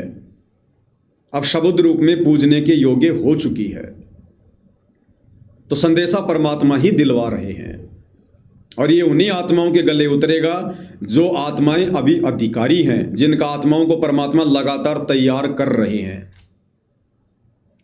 तो जब हम गुरुदेव भगवान की शब्द रूप में आरती उतारेंगे, तो भाई और बहनों, अब हमारा ध्यान, हमारी जो कल्पनाओं में क्या होगा कि जैसे साक्षात गुरुदेव भगवान आसन पर विराजमान है। भले हमें इन आंखों से दिखाई नहीं दे रहे, लेकिन मन की आंखों से, दिल की आंखों से, हृदय की आंखों से जब तक हम वो आरती करेंगे, जितनी भी देर की आरती है, आधा घंटा, 1 घंटा, 16 मिनट, आप देख लेना भाई और बहनों। अगर मान लीजिए हम सुबह का नित्य नियम कर रहे हैं, सुबह का नित्य नियम तकरीबन हमारा 1 घंटे तक चलता है। 1 घंटे में भाई और बहनों, दास ने पिछले 4-5 दिनों में जो अनुभव किया है, मुश्किल से 2 मिनट बीच बीच का समय निकाल के, मुश्किल से 2 मिनट यदि मेरा ध्यान कहीं गया हो इधर उधर की बातों पर और कहीं पर, तो बात अलग है। बाकी 58 मिनट मेरा ध्यान आसन के ऊपर टिका रहा, और जो हृदय की आंखें हैं वो यही देख रही थी कि गुरुदेव भगवान साक्षात विराजमान है। अब वो आप भाई बहनों की अपनी उन कल्पनाओं के ऊपर है, आप किस रूप में अपने गुरुदेव को आसन पर विराजमान मान रहे हैं, किन कपड़ों में मान रहे हैं, किस स्थिति में मान रहे हैं। जैसे हम दिन भर में गुरुदेव के बहुत सारे वीडियो देखते हैं, लोगों से मिलते हैं, आशीर्वाद देते हैं, जैसा भी है आप उस रूप में मान सकते हैं कि मेरे गुरुदेव भगवान जो है सफ़ेद शर्ट में और सफ़ेद पैंट में, जैसे आज मैंने गुरुदेव को देखा यूट्यूब पर, लोगों को आशीर्वाद दे रहे थे, पीठ थपथपा रहे थे, तो आप उस रूप की कल्पना कर सकते हैं कि उस रूप में, उन कपड़ों में मेरे पूज्य गुरुदेव भगवान सामने आसन पर विराजमान हैं और मुझे आशीर्वाद दे रहे हैं। परमेश्वर इस मुद्रा में मुझे आशीर्वाद दे रहे हैं।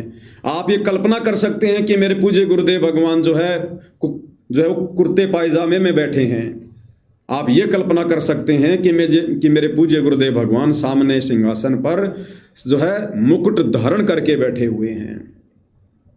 आप कैसे भी कल्पना कर सकते हैं, उसी कल्पना में परमात्मा आपको सामने हृदय वाली आंखों से बैठे हुए दिखाई देंगे। तो ये क्या है भाइयों और बहनों, ये है असल में सार शब्द। ये है सार शब्द। सार शब्द क्या होता है? सार शब्द को जाप थोड़ी है, कोई मंत्र थोड़ी है। सार शब्द का मतलब होता है हर समय अपने भगवान का चिंतन। इन आंखों को यदि कुछ दिखाई दे तो केवल गुरु दिखाई दे, क्योंकि ये केवल गुरु नहीं है, ये ओरिजिनल रूप है। कबीर परमेश्वर जी का ओरिजिनल रूप है। कबीरा दर्शन साधु का मुख पे बसे सुहाग, और दर्शन उन्हीं को होते हैं जिनके पूर्ण भाग। अब परमात्मा के दर्शन सबको थोड़ी होते हैं। तो ये जो रूप है, जो अपने तेज पुंज के उस तेजोमय रूप को कबीर परमात्मा हल्का करके और पूज्य गुरुदेव जी के नाम से धरती पर प्रकट हैं, ये ओरिजिनल रूप है, ये शब्द रूप है गुरुदेव का। तो हम कितना अपने गुरुदेव के चरणों में ध्यान लगा सकते हैं, हम लगातार अपने गुरुदेव को हम कितना ध्यान में रख सकते हैं, ये सार शब्द की कमाई है। सार शब्द आत्मा को उसी समय गुरु उपलब्ध करवाता है जिस समय वो आत्मा संसार से लगभग हट जाती है। उसका ध्यान, उसका चिंतन सांसारिक लोगों पर ना होकर, सांसारिक बातों में ना होकर अपने गुरुदेव पर टिक जाए। तो हम कितना सुरती लगा सकते हैं गुरुदेव में, हम कितना ध्यान लगा सकते हैं, हम कितनी सुरती टिका के रख सकते हैं।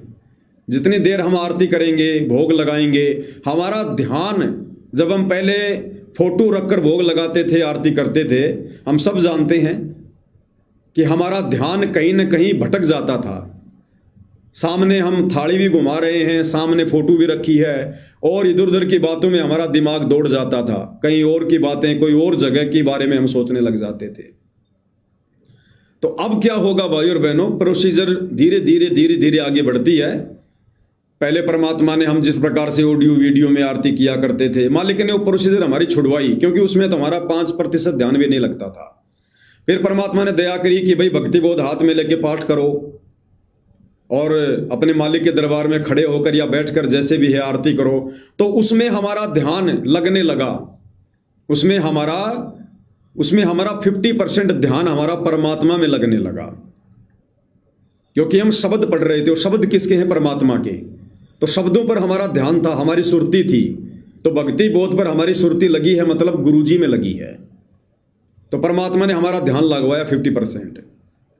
उसके बाद फिर परमात्मा ने आगे की प्रोसीजर शुरू करवाई कि भाई अब 5 दीपक वाली थाल के साथ में, और जो परमेश्वर को आरती उतारने की जो विधि है, पांति पंच पोहप कर पूजा, देव निरंजन और न दूजा, अब उस विधि से शुरू करो। तो उस विधि से हमारा ध्यान और अधिक लगने लगा, हम संसार की बातों को छोड़ने लगे। लेकिन ये भी कंप्लीट विधि नहीं है, कंप्लीट प्रोसीजर नहीं है। अब हमने उस फोटो को वहां से हटाना पड़ेगा और मूर्ति पूजा हमने त्यागनी पड़ेगी, क्योंकि साक्षात यदि भगवान सामने बैठा है, हम मान रहे हैं कि हमारे गुरुजी शब्द रूप में आसन पर विराजमान है। अगर गुरुजी आसन पर विराजमान नहीं है, मान लो हमारे पूज्य गुरुदेव आसन पर विराजमान नहीं है शब्द रूप में, तो फिर फोटो के आगे थाल घुमाने से क्या फायदा मिलेगा हमें? अगर सामने साक्षात आसन पर गुरुजी शब्द रूप में नहीं है, तो फिर तो हम मूर्ति की पूजा कर रहे हैं। हम गुरु की पूजा कहाँ कर रहे हैं? हम तो फिर मूर्ति की पूजा कर रहे हैं। ध्यान हमारा मूर्ति में है, सामने मूर्ति रखी है, फिर तो हम मूर्ति पूजा कर रहे हैं। और मूर्ति पूजा का तो परमात्मा जी ने खंडन किया है कि पत्थर पूजे हरि मिले। पत्थर को हो चाहे कागज का टुकड़ा को हो, बात एक ही है। जिस समय परमात्मा ने ये वाणी बोली 600 साल पहले, उस समय ये कागज वागज पे, ये प्रिंटिंग प्रेस वगैरह से मूर्तियां वार्तियां नहीं बनाई जाती थी। लोग मिट्टी विट्टी की, लोहे की, चांदी की मूर्तियां बनाया करते थे, या कोई पत्थर की बनाया करते थे। इसलिए परमात्मा ने मूर्ति कहा है कि पत्थर पूजे हरि मिले तो मैं पूजूं पहाड़, इससे तो चाकी भली जो पीस खाए संसार। तो यदि सामने आरती करते समय सतगुरु रामपाल जी भगवान शब्द रूप में विराजमान नहीं है, तो फिर हम मूर्ति पूजा कर रहे हैं, मूर्ति पूजा। और यदि साक्षात गुरुदेव भगवान विराजमान हैं, हमें विश्वास है, तो फिर मूर्ति के आगे फिर क्यों हम थाल घुमाएंगे, क्यों भोग लगाएंगे, क्यों हम लोग चरण धोएंगे। तो अब हमने मूर्ति को हटाकर और शब्द रूप में अपने गुरुदेव भगवान से प्रार्थना करके उनको विराजमान करके, ये हमारे विश्वास और श्रद्धा के ऊपर है। जितना हम गुरु जी के प्रति समर्पित होंगे, गुरु जी उतना ही हमारे निकट होंगे। तो अब हमने शब्द रूप में अपने गुरुदेव भगवान की तीनों समय की आरती, गुरुदेव को भोग लगाना, गुरुदेव के चरणों की सेवा करना, ये हमने करना है। तो अब देख लेना भाइयों और बहनों, अब आपका ध्यान अगर 1 घंटे की आरती में अगर 5 मिनट के लिए इधर उधर दौड़ गया तो दौड़ गया, और दौड़ेगा तो तुरंत आएगा। अब आरती करते समय या भक्ति बोध से आरती करते समय, थाल उतारते समय, चवर करते समय हमारा ध्यान सिंहासन पर रहेगा, लेकिन हमारे हृदय की आंखें ये देख रही होंगी कि मेरे गुरुदेव भगवान बैठे हुए हैं। साक्षात गुरुदेव भगवान बैठे हुए हैं, हृदय वाली आंखों से हमें दिखाई देंगे। भले हमें इन चरम दृष्टि से ना दिखाई दें, लेकिन हृदय की आंखों से हमें गुरुदेव भगवान वहां पर सूक्ष्म रूप में बैठे हुए दिखाई देंगे। कभी हमें आशीर्वाद दे रहे हैं, कभी गुरुदेव भगवान मुस्कुरा रहे हैं, कभी मुकुट पहने हुए हैं। आप जो कल्पना करोगे उस कल्पना में गुरुदेव भगवान वहीं विराजमान होंगे, क्योंकि इनका शब्द रूप है। और अब देखना भाइयों और बहनों, हमारा ध्यान बिल्कुल भी नहीं भटकेगा, बिल्कुल भी। इसको कहते हैं सुरती नृति वाला जाप, इसको कहते हैं सार शब्द का जाप। ये है सार शब्द कि सारी लो, सारी लगन, सारी सुरती अपने गुरुदेव के चरणों में लग जाए। तो वो जो वास्तविक जो शब्द है, देखो ये तो केवल प्रोसीजर चल रही है, प्रैक्टिकल चल रही है। और ये ध्यान परमात्मा क्यों लगवाना चाह रहे हैं, शब्द रूप में पूजा क्यों करवाना चाह रहे हैं, उस फोटो को क्यों हटवा रहे हैं? क्योंकि अब हम भाई बहन उस वास्तविक शब्द, सार शब्द को प्राप्त करने के योग्य बनते जा रहे हैं। और वो सार शब्द परमात्मा देगा, उसके लिए परमेश्वर पहले उसकी रिहर्सल करवाएगा, ताकि उस सार शब्द की प्राप्ति के बाद पहले की रिहर्सल के चलते इसका ध्यान तुरंत लगा रहे। तो पहले से ही परमात्मा वो प्रोसीजर शुरू करवा देते हैं। तो सार शब्द का मतलब यही होता है, सार शब्द कोई जाप करने का मंत्र नहीं होता है जो गुरुदेव हमें देंगे कि बेटा ले माला तू जप ले। सार शब्द है चिंतन, मनन अपने गुरुदेव पर। पल पल, हर पल हमें गुरुदेव भगवान दिखाई दें। जैसा एक फिल्मी गाना आता था, पहले सुना करते थे नाम दीक्षा लेने से पहले, मैं जिस दिन भुला दूं तेरा नाम दिल से, वो दिन आखिरी हो मेरी जिंदगी का। ये आंखें उसी दिन हो जाए अंधी, जो देखे तेरे सिवा सपना किसी का। अब बताओ, ये 2 कोड़ी के जीव, ये नाचने गाने वाले, ये फिल्मी लोग, और उस हार मास के लोथड़े शरीर के लिए क्या कह रहे हैं? अपनी प्रेमिका के लिए वो प्रेमी, और वो भी नकली एक्टिंग। और क्या कह रहा है कि ये आंखें उसी दिन हो जाएं अंधी, जो देखे तेरे सिवा सपना किसी का। कि हे मेरी प्रेमिका, जिस दिन मैंने इन आंखों से, प्यार भरी नजरों से किसी और को देख लिया तेरे अलावा, भगवान मेरी आंखें फोड़ दे। अब 24 घंटे उस हार्ड मास के टट्टी पेशाब के कोथड़े को, उस प्रेमिका को देख के उसको क्या मिलेगा?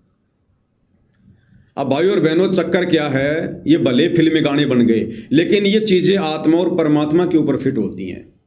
आत्मा और परमात्मा के ऊपर इतना ही प्रेम, इतनी लगन, इतना ध्यान, इतनी सावधानी इस आत्मा ने अपने पिता परमेश्वर के लिए करनी है कि हे गुरुदेव भगवान, जिस दिन ये आंखें आपके सिवा किसी और को देखें, गुरु रूप में, परमात्मा रूप में, ये आंखें फूट जाएं मेरी।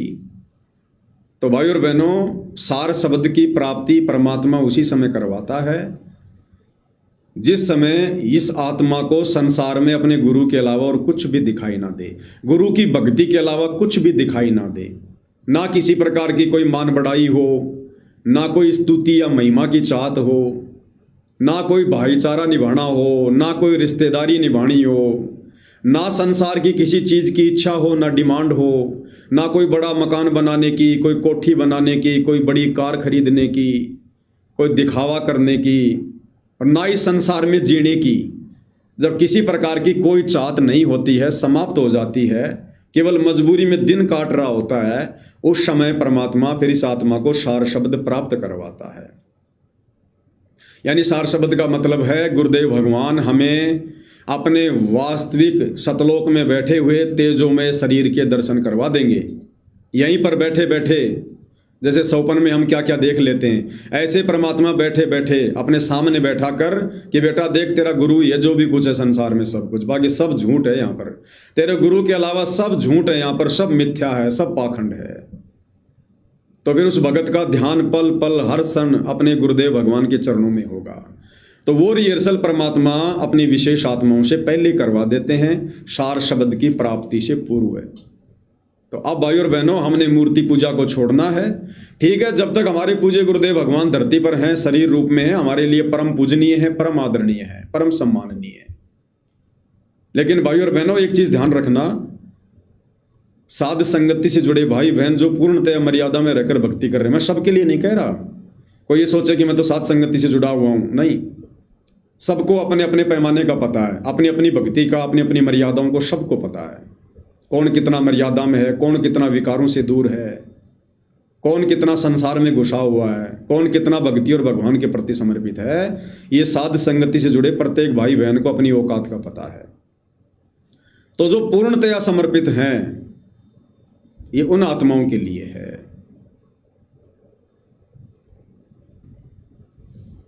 तो दास क्या कहना चाह रहा था?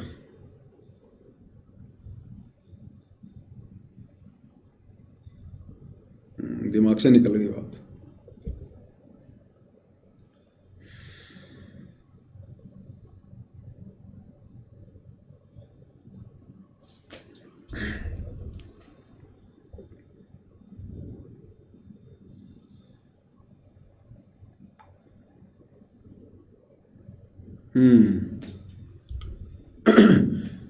तो दास मालिक के आशीर्वाद से यह कहना चाह रहा था, यदि आप पूर्णतया अपने गुरुदेव भगवान के प्रति समर्पित हैं और यदि आपका लक्ष्य केवल सतलोक की प्राप्ति है, बाकी सब आपको फीका फीका सा लग रहा है, तो भाई और बहनों, वर्तमान में साध संगति से जुड़कर आपने कैसे भक्ति करनी है, इस बात को गांठ बांध लेना। गांठ, यदि आप साध संगति से जुड़े भाई बहनों ने जो वास्तव में पूर्णतया समर्पित हैं अपने गुरुदेव को और शब्द रूप में मान चुके हैं, मान रहे हैं, और ये जो प्रोसीजर जो आज आप लोगों को जो बताई गई है शब्द रूप में गुरु की पूजा की, यदि आपकी अंतरात्मा ने इसको स्वीकार कर लिया है, ये भी एक पहचान समझ लेना। आप ये भी एक पहचान समझ लेना, यदि आपकी आत्मा ने आज के इस संदेश को स्वीकार कर लिया है कि बिल्कुल सत्य बात है, कोई मीन मेख नहीं है, तो भी समझ लेना परमात्मा आपके निकट है, पल पल आपके साथ में है। वो चाहे शाजापुर में गई हुई आत्माएं क्यों ना हो, उन आत्माओं को भी समझ लेना परमात्मा साथ में है और परमेश्वर ने उनको माफ कर दिया है। यदि आज का संदेशा सुनकर उनको किसी प्रकार का कोई यदि कोई बुरा ना लगा हो, यदि कुछ गलत बात ना लगी हो और यदि उनकी आत्माओं ने स्वीकार कर लिया हो, तो समझ लेना ये एक इस बात का संकेत है कि गुरुदेव भगवान ने आप सभी आत्माओं को आपकी प्रार्थना पर माफ कर दिया है। तो इस प्रकार से अपने गुरु को शब्द रूप में पूर्ण परमात्मा मानकर और जो इस भक्ति मार्ग पर साध संगति से जुड़कर आगे बढ़ रहे हैं, अब उन आत्माओं के लिए आगे क्या है? यदि उन आत्माओं ने अपने गुरुजी को अगर कहीं और मान लिया अपने अलावा कि मेरे गुरुजी किसी आश्रम में बैठे हुए हैं, मेरे गुरुजी कहीं और बैठे हुए हैं, और शब्द रूप में अपने घर पर पूजा कर रहे हैं और फिर भी कह रहे हैं कि गुरुजी वहां बैठे हुए हैं, और यदि उन आत्माओं को जरा भी चाहत होगी कि गुरुजी कभी तो मिलेंगे, गुरुजी कभी तो दर्शन देंगे, गुरुजी कभी तो हमें आश्रम में बुलाएंगे, या गुरुजी कभी तो आश्रम से हमारे घर आएंगे, या गुरुजी कभी तो साध संगति में आएंगे। अगर शब्द रूप में गुरु की पूजा शुरू करने के बाद यदि किसी भी साध संगति से जुड़ी आत्मा के मन में इस प्रकार का विचार आ गया कि मेरे गुरुजी आश्रम में हैं, या मेरे गुरुजी कभी आएंगे, या मैं कभी अपने गुरुजी के पास जाऊंगा, तो भी समझ लेना आपकी भक्ति नहीं चल रही है। आपको उस शब्द रूप वाली पूजा का कोई लाभ नहीं मिलेगा किसी भी प्रकार का। ये सारी सृष्टि का मालिक है भाई और बहनों, और ये कोई बच्चों का खेल नहीं चल रहा, कोई छोटा मोटा कोई गिल्ली डंडे वाला खेल नहीं चल रहा। ये दुनिया बेखबर है, दुनिया मदहोश है काल की भांग के नशे में। भगत समाज भी काल के भांग के नशे में छोड़ दो। तुमने क्या करना है उस पर ध्यान दो। ये सौपन में भी मत सोच लेना कि गुरुजी किसी आश्रम में बैठे हैं। और इस बात की उम्मीद, इस बात की आशा यदि आपने सत्सेवक होकर और शब्द रूप में गुरुजी की पूजा शुरू करके यदि आपने सौपन में भी ये बात कभी सोच ली कि कभी तो गुरुजी आश्रम में बुलाएंगे, कभी तो गुरुजी साथ संगति में आएंगे, कभी तो गुरुजी की साक्षात आरती उतारने का मौका मिलेगा, कभी तो साक्षात गुरुजी को भोग लगाने का मौका मिलेगा साक्षात, कभी तो गुरुदेव के साक्षात चरण कमल धोकर पीने का मौका मिलेगा, समझ लेना आप फैल है, फैल है। अगर शब्द रूप में गुरुजी की पूजा शुरू कर दी तो, क्योंकि शब्द से बढ़कर गुरुजी का दूसरा कोई रूप नहीं है। आप भूल जाओ कि आपके गुरुजी धरती पर हैं। आज कितने दिन हो गए पूज्य गुरुदेव भगवान को जेल से बाहर आए हुए? 1 महीने से ऊपर हो गए। 10 अप्रैल को आए थे, आज 16 मई हो गई। आपके गुरुदेव ने आपका जिक्र किया? आपके गुरुदेव ने सार्वजनिक तौर पर किसी भी ऑडियो वीडियो सत्संग में क्या आप साथ संगति वालों का जिक्र किया? आप लोगों का नाम लिया? नहीं लिया ना। आगे भी उम्मीद मत करना किसी भी प्रकार की, वो आपको छेड़ना ही नहीं चाहता। गुरुदेव भगवान आपको एक बोरे में पैक करके भूल चुके हैं। जो सिस्टम उन्होंने आपके साथ अपनाना था वो लागू कर दिया, वो सिस्टम काम करेगा। भूल जाओ, क्योंकि आपने गुरुजी को शरीर में नहीं शब्द में मान लिया। और अपने गुरु को शब्द रूप में जानना, पहचानना, मानना, और इस विश्वास के साथ, इतने धैर्य के साथ, इतनी श्रद्धा के साथ जो हम सत्सेवक भाई बहन उनके शब्द रूप में पूजा कर रहे हैं, इस संसार में आपको देखने को नहीं मिलेगा। ये ब्रह्मा विष्णु महेश के बस की बात नहीं है। 21 ब्रह्मांड में किसी के बस की बात नहीं है। जिनके वश की बात थी उनसे परमात्मा ने पूजा शुरू करवा दी है। अब गुरुजी का सिस्टम चल रहा आप और हमारे ऊपर। गुरुजी हमें याद नहीं कर रहे ना बिल्कुल भी। जब तक जेल में थे हर दूसरे तीसरे दिन संदेशे आ रहे थे। अगर जेल से कोई विशेष चर्चा होती थी तो साथ संगति की होती थी। अब क्यों नहीं भाई? अब तो जेल से बाहर हैं, स्वतंत्र हैं, सब कुछ है। जिक्र भी नहीं किया, जिक्र भी। तो आप भाई बहन भी सपने में भी मत सोचना कि कभी मुझे गुरुजी के साक्षात दर्शन हो। अगर ये सोच लिया कि गुरुजी के साक्षात दर्शन हो, ये शब्द वाली पूजा, ये भक्ति आपके मोक्ष में काउंट नहीं होगी। विचार ही मत करना मन में। शब्द निवास आकाशवाणी यो सतगुरु का रूप है। हमने इस फॉर्मूले पे चलना है, अध्यात्म वाली रीति पर चलना है। गुरुदेव ने कितनी बार समझाया कि देही को सतगुरु कहे। देही यानी जब वो परमात्मा शरीर धारण करके आता है एक मनुष्य की भांति, कहते हैं देही यानी शरीर को सतगुरु कहे। यो तो धुंधर ज्ञान, उस मूर्ख को कोई ज्ञान नहीं किसी भी प्रकार का अध्यात्म का, जो अपने गुरु जी को शरीर में बंधा हुआ मान रहा है। देही को सतगुरु कहे यो तो धुंधर ज्ञान, और 4 दाग आवे नहीं वाको सतगुरु जान। तो भूल जाओ, यदि आपने इसी जन्म में मोक्ष चाहिए, गुरु के रहते सहते मोक्ष चाहिए, यदि आप साध संगति से जुड़े हैं, तो भूल जाओ कि आपके गुरुदेव किसी आश्रम में बैठे हैं। भूल जाओ आपके गुरुदेव इस धरती पर विराजमान है। ठीक है, आगे चलकर गुरुदेव की मौज, गुरुदेव की मर्जी, वो हमें बुलाना चाहें, खुद आना चाहें, साक्षात प्रकट होना चाहें, वो गुरुदेव की मौज, गुरुदेव की मर्जी, उस समय हम उनके साथ वैसा ही व्यवहार करेंगे। शरीर रूप में हमारे लिए परम पूज्य हैं, परम आदरणीय हैं, कोई दिक्कत नहीं। श्रद्धा भाव से दंडवत, हम उनको दंडवत भी करेंगे, उनकी आज्ञा का पालन भी करेंगे, सब कुछ करेंगे। लेकिन आपने अपनी तरफ से नहीं सोचना बिल्कुल भी, वो तो गुरु की मौज है, गुरु आगे क्या करेगा। लेकिन यदि आप साध संगत वाले हैं, सत्सेवक हैं, शब्द रूप में गुरु जी को पूज रहे हैं, तो आप भूल जाना अपनी तरफ से कि गुरु जी मुझे कभी दर्शन देंगे। अगर मन में जरा भी इच्छा, जरा भी चाहत, जरा भी उम्मीद यदि किसी भगत की है, इसका मतलब अभी वो गुरु की शब्द रूप में पूजा करने योग्य नहीं है। और जबरदस्ती ऐसा भगत यदि गुरु जी की फोटो हटाकर शब्द रूप में पूजा करेगा, उसको शब्द रूप वाली पूजा का लाभ नहीं मिलेगा। अब आपने क्या सोचकर करना है भाई और बहनों, हमारा मकसद, हमारा टारगेट, गुरुदेव ने सब कुछ बता दिया, एडी से लेकर चोटी तक 21 ब्रह्मांड की पाई पाई गिना दिए। खोकापुर है खोकापुर। आज मनुष्य जन्म प्राप्त करके थोड़े से लाभ मिल रहे हैं, वो भी भगवान की शरण में आने के बाद थोड़ा सुख मिल रहा है, मानसिक टेंशन खत्म हुई है। नहीं तो मनुष्य जन्म में कौन सुखी है, राजा भी सुखी नहीं है, जाके देख लो। तो हमने इस 21 ब्रह्मांड को, खोकापुर को बहुत अच्छा नहीं समझ लेना। अगर हमें गुरुदेव के आशीर्वाद से थोड़ी बहुत सुख शांति है, तो ये ना समझना कि 21 ब्रह्मांड में सुख शांति है। 21 ब्रह्मांड में तो आग लगी पड़ी है। अपने आड़ोसी पड़ोसियों को देख लो, रिश्तेदारों को देख लो, दुनिया वालों को देख लो। इस 21 ब्रह्मांड में गुरु ने केवल हमारे अंदर शांति पैदा कर रखी है, अपने आशीर्वाद से, अपनी भक्ति से। 21 ब्रह्मांड में शांति नहीं है, यहां तो आग ज्यों की त्यों लगी पड़ी है। ये तो खोकापुर है खोकापुर, ये तो विषय वासनाओं से भरा पड़ा है।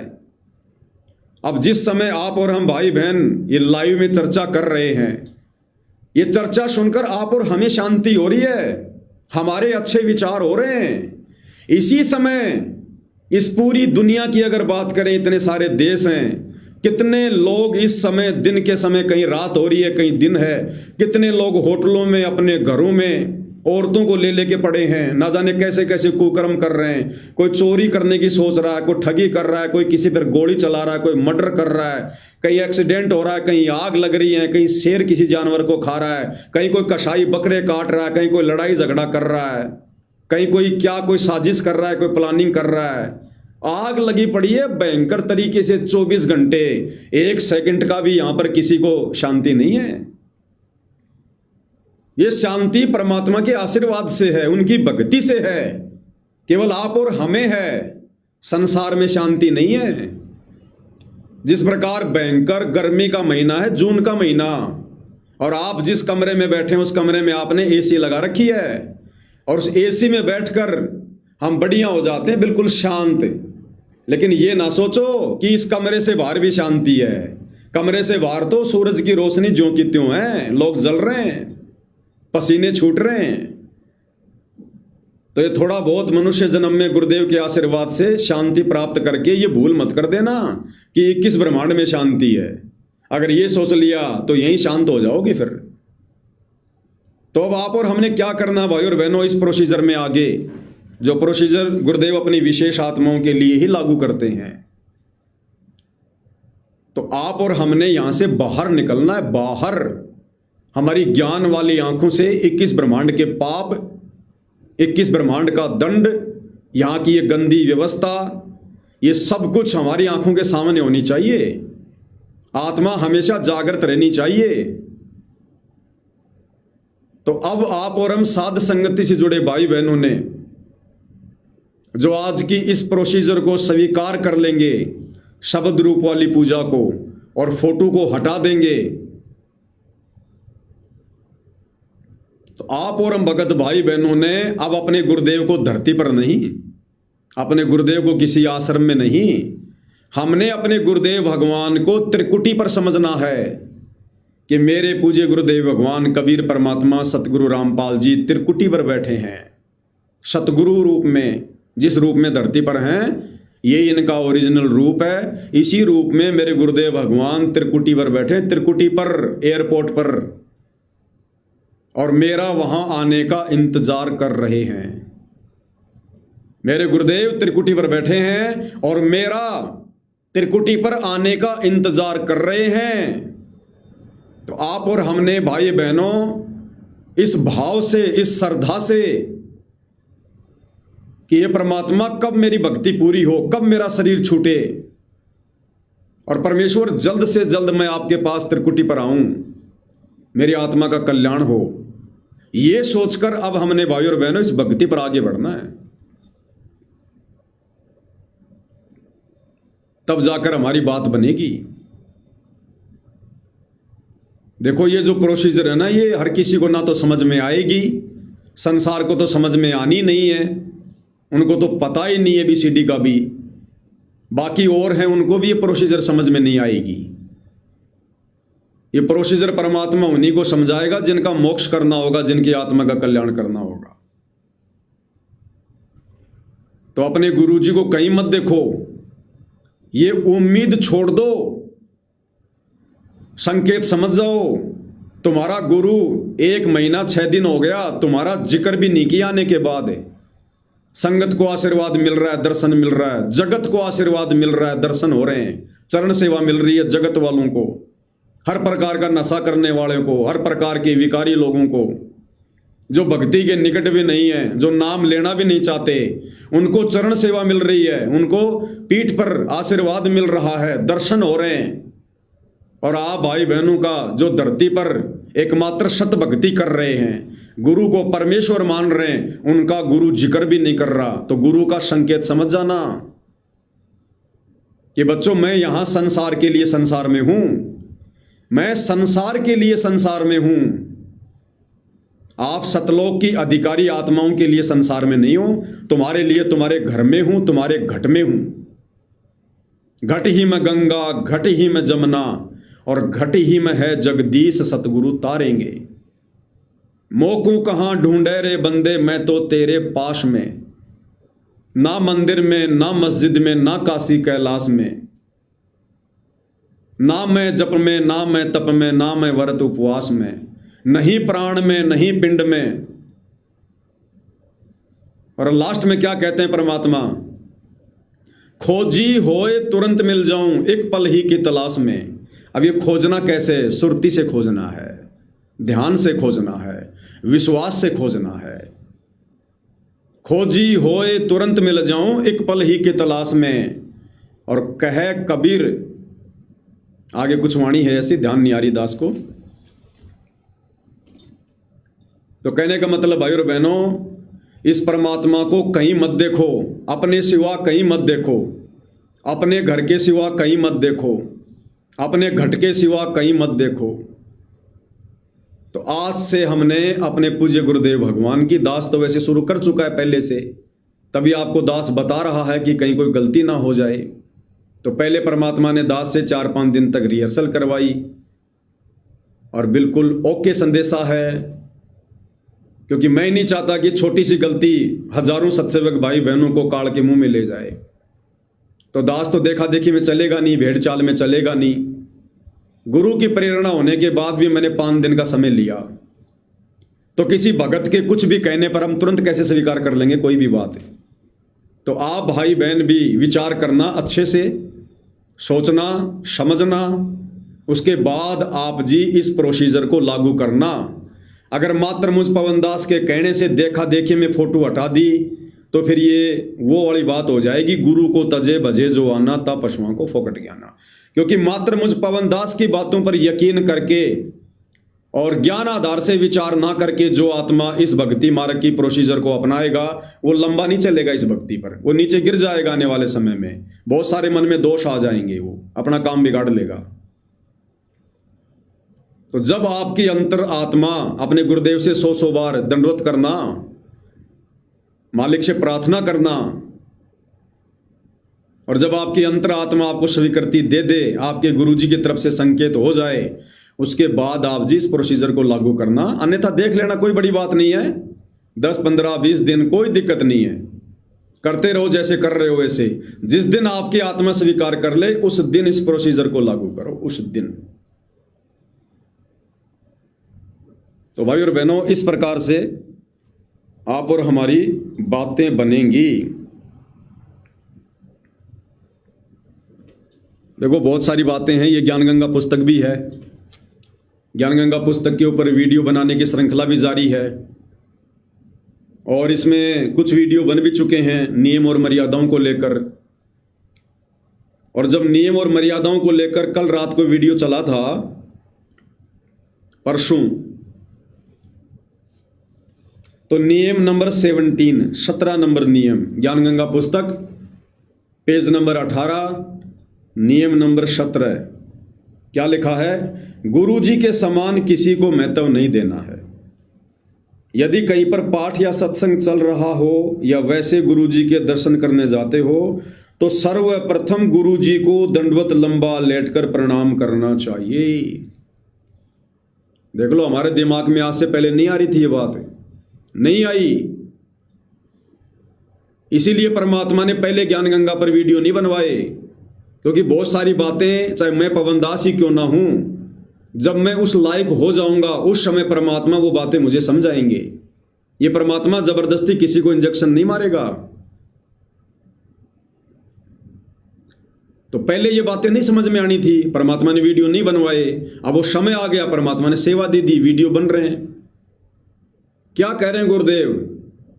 यदि आप किसी आश्रम में जाते हो जहां आपके गुरुदेव साक्षात बैठे हुए हैं, जब आप उस आश्रम में जाओ तो चाहे कितनी फोटो क्यों ना लगी हो आपके गुरुजी की, जब तक आप साक्षात अपने गुरुजी को दंडवत नहीं करोगे, उससे पहले यदि आपने किसी फोटो को दंडवत कर लिया, आपका दंडवत स्वीकार नहीं होगा, मूर्ति पूजा होगी।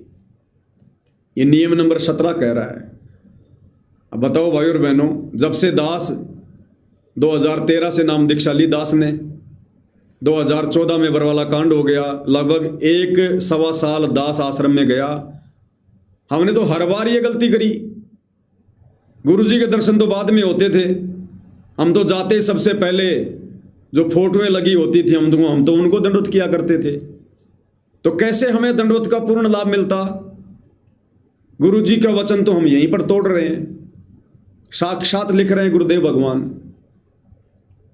यदि कहीं पर पाठ या सत्संग चल रहा हो या वैसे गुरुजी के दर्शन करने जाते हो तो सर्वप्रथम गुरुजी को दंडवत प्रणाम करना चाहिए। सबसे पहले अपने गुरुजी को, ना कि गुरुजी की फोटो को। आप आगे क्या लिख रहे हैं गुरुदेव कि गुरुजी को साक्षात दंडवत करने के बाद फिर हमने बाकी फोटोओं को प्रणाम करना है। गुरुजी की फोटो को दंडवत भी नहीं करना, ये इसी ज्ञानगंगा पुस्तक में लिखा हुआ है। साक्षात दंडवत प्रणाम केवल अपने गुरुजी को करना है, ना कि गुरुजी की फोटो को। और जब आश्रम में या जहां भी गुरुजी बैठे हैं और जब आप साक्षात अपने गुरुजी को दंडवत प्रणाम हो जाएं, आप कर लो, उसके बाद जो फोटो हैं, जिन फोटोओं का यहां पर जिक्र है, कबीर जी की फोटो, गरीबदास जी की फोटो, दादा गुरुजी की फोटो या अपने गुरुजी की फोटो, उनको केवल प्रणाम करना है। प्रणाम का मतलब होता है झुककर नमस्कार करना, हाथ जोड़ना है। इस पूरे विश्व की संगत को आज तक ये बात समझ में नहीं आई। अब जब ज्ञानगंगा पुस्तक के ऊपर वीडियो बन रहे हैं तो परमात्मा ने समझा दी, क्योंकि परमात्मा वीडियो बनवा रहे हैं, जीव की औकात नहीं है। और अब इस नियम पर वीडियो बन चुका है तो फिर परमात्मा हमसे वो बात लागू भी करवाएंगे। इसलिए परमात्मा ने अब ये शब्द वाली पूजा शुरू करवाई है कि भैया यदि तुम सत्सेवक अपने घर पर अपने गुरुजी को शब्द रूप में साक्षात विराजमान मान रहे हो तो फिर फोटो को दंडवत क्यों कर रहे हो? नियम नंबर 17 के अनुसार, ज्ञानगंगा पुस्तक नियम नंबर 17 के अनुसार, भाई जहां हमारे गुरुजी शरीर रूप में बैठे हैं, जैसे वर्तमान में हमारे गुरुदेव सतलोक आश्रम धनाना में बैठे हैं, तो ज्ञानगंगा पुस्तक में लिखे नियम नंबर 17 के अनुसार जब तक हमें साक्षात अपने गुरुजी के दर्शन ना हो जाएं, हम उस आश्रम में दंडवत नहीं कर सकते, भले गुरुजी की फोटो लगी हो। पहले गुरुजी को साक्षात दंडवत, उसके बाद गुरुजी की फोटो को प्रणाम, केवल हाथ जोड़कर प्रणाम, दंडवत नहीं। अगर उस फोटो को दंडवत किया तो फिर क्या होगा? वो मूर्ति पूजा होगी, मूर्ति पूजा। क्या कह रहे हैं? यदि कहीं पर पाठ या सत्संग चल रहा हो या वैसे गुरुजी के दर्शन करने जाते हो तो सर्वप्रथम गुरुजी को दंडवत लंबा लेटकर प्रणाम करना चाहिए। बाद में सदग्रंथ साहिब व तस्वीरों को, जैसे साहिब कबीर जी की मूर्ति, गरीबदास जी व स्वामी रामदेवानंद जी व गुरु जी की मूर्ति को प्रणाम करें। लास्ट में कह रहे हैं व गुरु जी की मूर्ति को प्रणाम करें, दंडवत के लिए नहीं लिखा इन फोटों को। दंडवत तो साक्षात अपने गुरु को। अब आज से पहले पूरे संसार में किसी भी संत रामपाल, किसी भी परमेश्वर रामपाल जी के भक्तों को यह बात समझ में नहीं आई, किसी को भी समझ में नहीं आई। और जब इस ज्ञान गंगा पुस्तक के ऊपर वीडियो परमात्मा ने बनवाना शुरू किए तब जाकर इस कुत्ते को समझाई। आज से पहले मेरी भी समझ में नहीं आई। तो जो परमात्मा चाहेगा वही होगा, उतना ही होगा, उसी समय होगा। तो भाई जब साक्षात किसी आश्रम में गुरुजी हैं और वहां भी हमने गुरुजी की फोटो को दंडवत नहीं करना इस नियम के अनुसार जो ज्ञान गंगा में लिखा है, तो यदि हम सत्सेवक भाई बहनों ने अपने गुरुजी को घर पर शब्द रूप में विराजमान मान लिया तो फिर अपने घर पर हम फोटो के आगे दंडवत क्यों करेंगे? फोटो के आगे भोग क्यों लगाएंगे? फोटो सामने रख के आरती क्यों उतारेंगे? फिर तो मूर्ति पूजा हो गई साफ साफ। तो हमने अपने घर पर गुरुदेव की एक आधी फोटो रखनी है। एक रख लो, दो रख लो, फोटोओं का ढेर मत लगाओ। दरबार में एक फोटो रख लो, दरबार का मतलब है उस कमरे में कहीं भी एक फोटो साइड में रख लो, केवल दर्शन के लिए। लेकिन उस फोटो के आगे दंडवत नहीं करना हमने आज के बाद। दंडवत तो अपने गुरुजी को दरबार में या बेड पर साक्षात विराजमान मानकर हमने वहीं पर शब्द रूप में उनको दंडवत करना है। अपने घर पर फोटो को दंडवत नहीं करना हमने। किसी भगत भाई के घर पर जाते हो तो हमने फोटो के आगे दंडवत नहीं करना। भगत जी से पूछ लो परमात्मा का दरबार कहाँ है, वो दरबार बता देगा। और सत्सेवक होगा तो उसके दरबार में भी फोटो नहीं मिलेगी जहां गुरुजी विराजमान है। तो हमने गुरुदेव को शब्द रूप में विराजमान करके और जो प्रोसीजर है दंडवत करने की मंत्र जाप करते हुए वो ही करना है। हृदय की आंखों से गुरुदेव के दर्शन करने हैं, हृदय की आंखों से गुरुदेव के दर्शन करने हैं। तो ये है भाई और बहनों शब्द की पूजा, शब्द पूजा, क्योंकि परमात्मा का शब्द ही रूप है।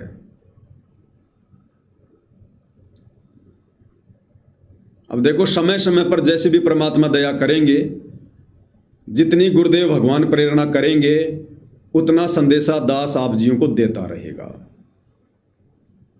दूसरी बात, अब कोई भी भगत भाई मुझ पवन दास से ये उम्मीद बिल्कुल भी ना करे कि यदि हमारे से कोई गलती हो जाएगी तो पवन दास भाई लाइव आकर बता देगा, वीडियो बना देगा। भाई नहीं,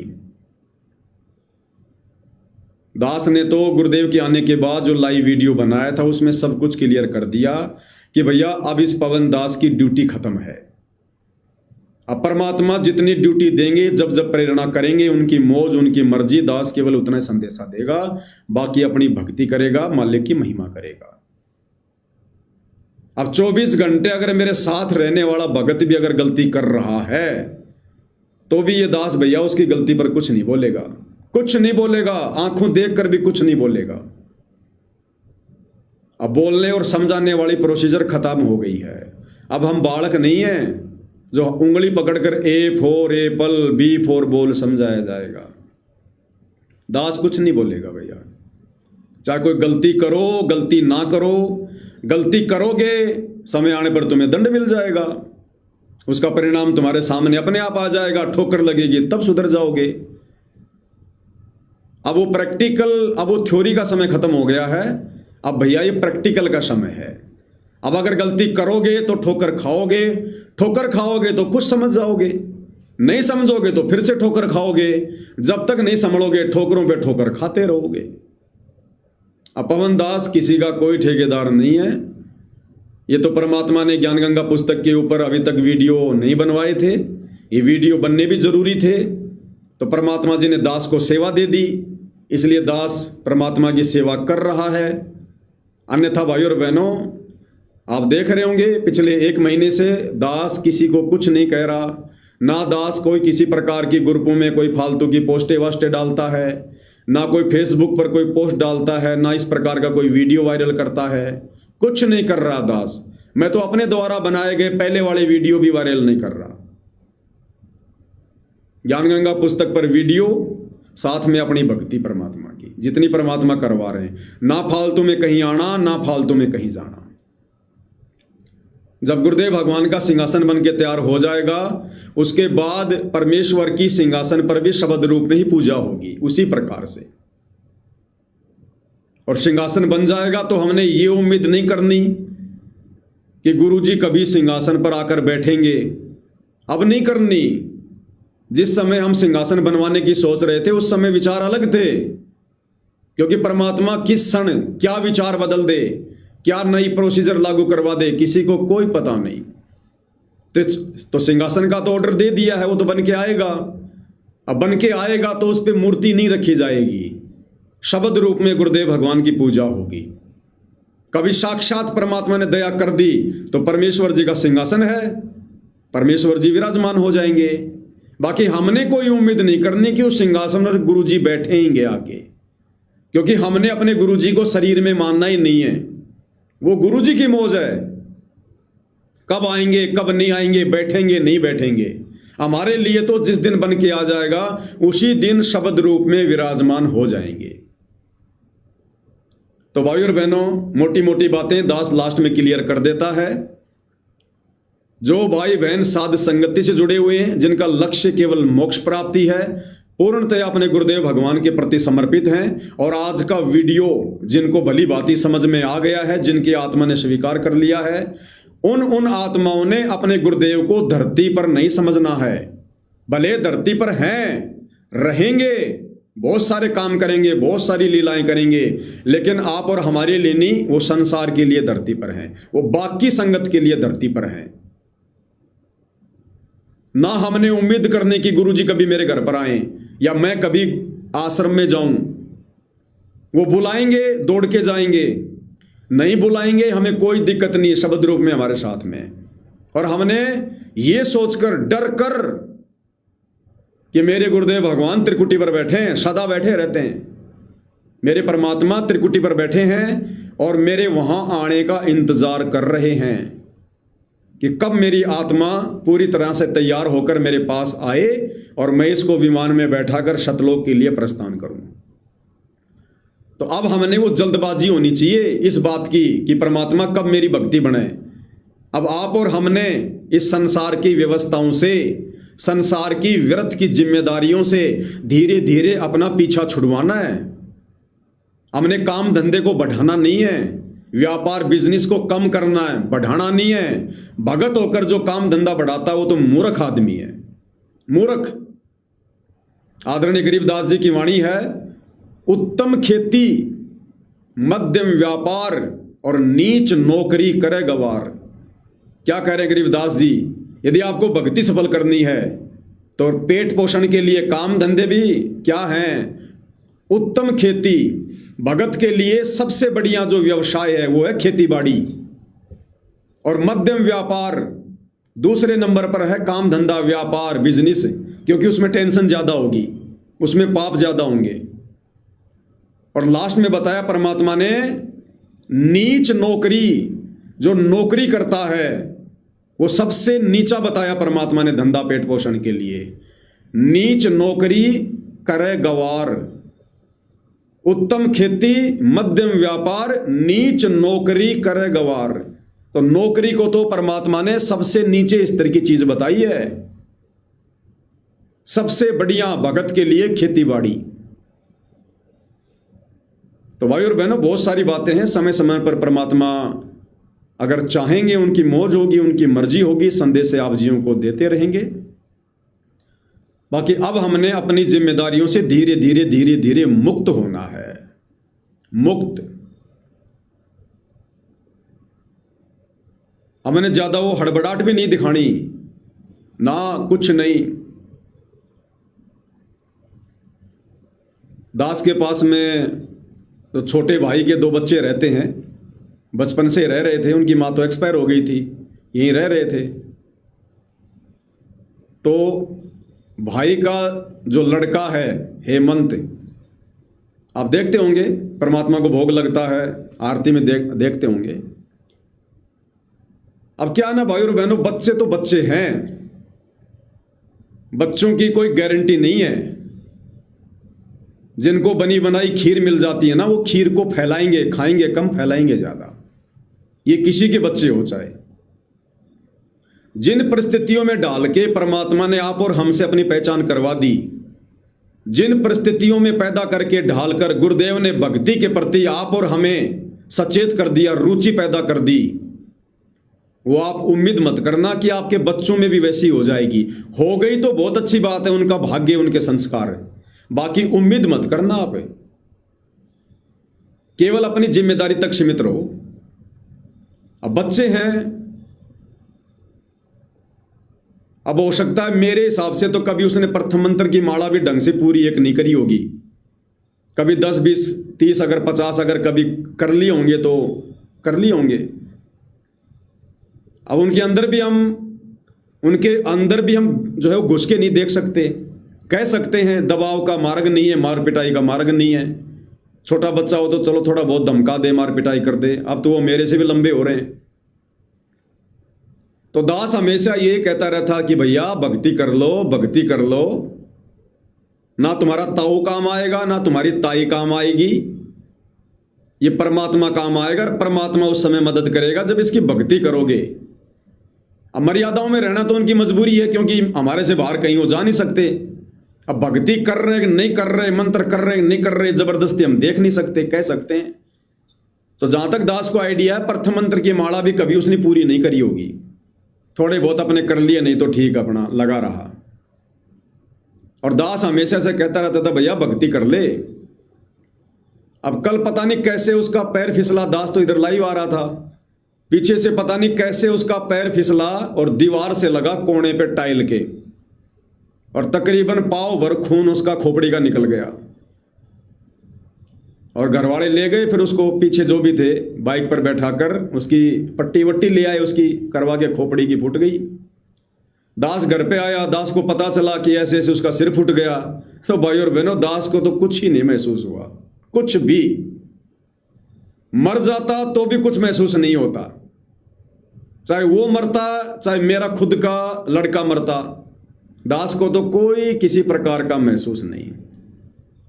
क्योंकि भैया मैंने अपनी आत्मा को देखना है, बाकी तो मैं मजबूरी में जिम्मेदारी निभा रहा हूं, वो तो बेगार समझो एक प्रकार की। अरे भैया जब साक्षात दरबार में वहीं पर पैर फिसल गया और खोपड़ी फट गई, और साक्षात दरबार में विराजमान मेरा बाप कुछ नहीं कह रहा, उसने कोई बचाव नहीं किया, तो मैं चिंता करके क्या बचाव कर लूंगा? बचाव होगा भक्ति से। ये इस प्रकार की घटनाएं ये साबित करती हैं कि मर्यादा तोड़कर या भक्ति में गफलत करके, चाहे अपने गुरुजी की गोद में बैठा रहना, काल वहां भी अपना दाव खेल देगा, वहां भी चोट मार देगा। परमात्मा किसी का सगा नहीं है। तो कहने का मतलब भाई और बहनों, आप और हमने इन व्यर्थ की जिम्मेदारियों से कि बेटी की शादी करनी है, बेटे की शादी करनी है, ये करना है, मकान बनाना है, आप और हमने कुछ नहीं बनाना। अपने दिमाग को इन बातों को लेकर 0% रखो, 0%। अगर ये मकान बनाने की चिंता दिमाग में आ गई और शरीर छूट गया, वो मकान के पास में कुत्ते बन के आएंगे, भले हम कितने बड़े साथ संगति वाले हैं। जो करेगा परमात्मा करेगा, उसने करना है और वो ही करता है और वो ही करेगा, हम तो फालतू के ठेकेदार हैं। जो जिम्मेदारी हमें दे दी, बस उन जिम्मेदारियों तक सीमित रहो, उन जिम्मेदारियों तक। रंका बंका की झोपड़ी जल गई, अरे रात को बैठ के मालिक की चर्चा कर रहे हैं, सतगुरु की महिमा कर रहे हैं, झोपड़ी की चिंता नहीं है। अगर पूरी रात मालिक की महिमा छोड़कर झोपड़ी की चिंता करते, सुबह झोपड़ी बनी हुई नहीं मिलती। अब ये सारी बातें आप लोगों को भाई और बहनों समझा दी गई हैं। अब हमने उन तमाम चीजों को अपने भक्ति वाले जीवन में लागू करके आगे बढ़ना है। तो कहने का मतलब है, अब भाई और बहनों, किसी भी प्रकार की कोई भी सत्सेवक भाई बहन जो अपने आप को सत्सेवक कह सकता है अपनी अंतरात्मा से, अब इस बात की उम्मीद मत करना कि मेरे लिए गुरुजी धरती पर हैं। वो गुरुजी की मौज, गुरुजी आएंगे या बुलाएंगे कभी, वो मौज उनकी। लेकिन ये कभी उम्मीद, कभी ये किसी भी प्रकार से आशा मत करना कि गुरुजी कभी मेरे घर पर आ जाएं, गुरुजी हमारे लिए कभी कोई संदेशा दे दें, हमें आश्रम में बुला लें। तो समझ लेना, आप अपने घर पर गुरुजी को शब्द रूप में मानकर जो पूजा कर रहे हो, भोग लगा रहे हो ना, आपकी सारी भक्ति कमाई व्यर्थ है। आपके लिए, हमारे लिए, हमारे गुरुदेव भगवान त्रिकुटी पर बैठे, त्रिकुटी पर, और इंतजार कर रहे हैं कि वो मूर्ख कब अपना पीछा छुड़वा के मेरे पास आए, कब ये मूर्ख मेरे ज्ञान को आधार बना के भक्ति करके अपनी व्यर्थ की जिम्मेदारियों से पीछा छुड़वा कर, कि परमात्मा वैसे भी तो दुनिया मर रही है, युवा अवस्था में मर रही है, उनके परिवार को पीछे कौन संभालता है, वो तो भगत भी नहीं, उनको तो भगवान का आसरा भी नहीं। जब उनके बच्चे भी हमने अच्छे खासे खेलते कूदते देखे हैं माँ बाप के बिना, तो हमारे वाले तो परमात्मा आपके हाथों में है, आपके चरणों में है। असली जिम्मेदारी तो आप निभाते हो, तीनों लोकों में प्रवेश करके सबका धरण पोषण। तो हमने केवल अपनी आत्मा का कल्याण करवाना है। इस हिसाब से भाई और बहनों, अब हमने भक्ति में लो लगानी है, सतगुरु की सेवा में लो लगानी है। हमने इन आश्रमों के, इनके चक्रों में नहीं पड़ना कि गुरुजी वहां है, गुरुजी यहां है। ठीक है, सोशल मीडिया पर वीडियो आ रहे हैं, देख लो, कोई दिक्कत नहीं, कोई मतलब की चीजें ले लो, नहीं तो भूल जाओ। कहीं मत देखो अपने गुरुजी को अपने अलावा, कहीं मत देखो। अगर देखोगे तो मार खाओगे इस समय। अगर मोक्ष प्राप्ति करनी है तो बाकी आप सभी भाई बहन समझदार हैं, ज्यादा समझाने की जरूरत नहीं है। दास के पास भी इतना समय नहीं है, रात्रि के वीडियो की तैयारी करनी है। तो आज के संदेश में पूज्य गुरुदेव भगवान के आशीर्वाद से केवल इतना ही। संदेशा अच्छा लगे तो शेयर करना, अच्छा ना लगे तो शेयर भी मत करना। अगर आपको ये बातें समझ में ना आई हो तो इस वीडियो को शेयर करना भी ठीक नहीं होगा। फिर बंदी छोड़ सतगुरु रामपाल जी परमेश्वर जी की जय हो।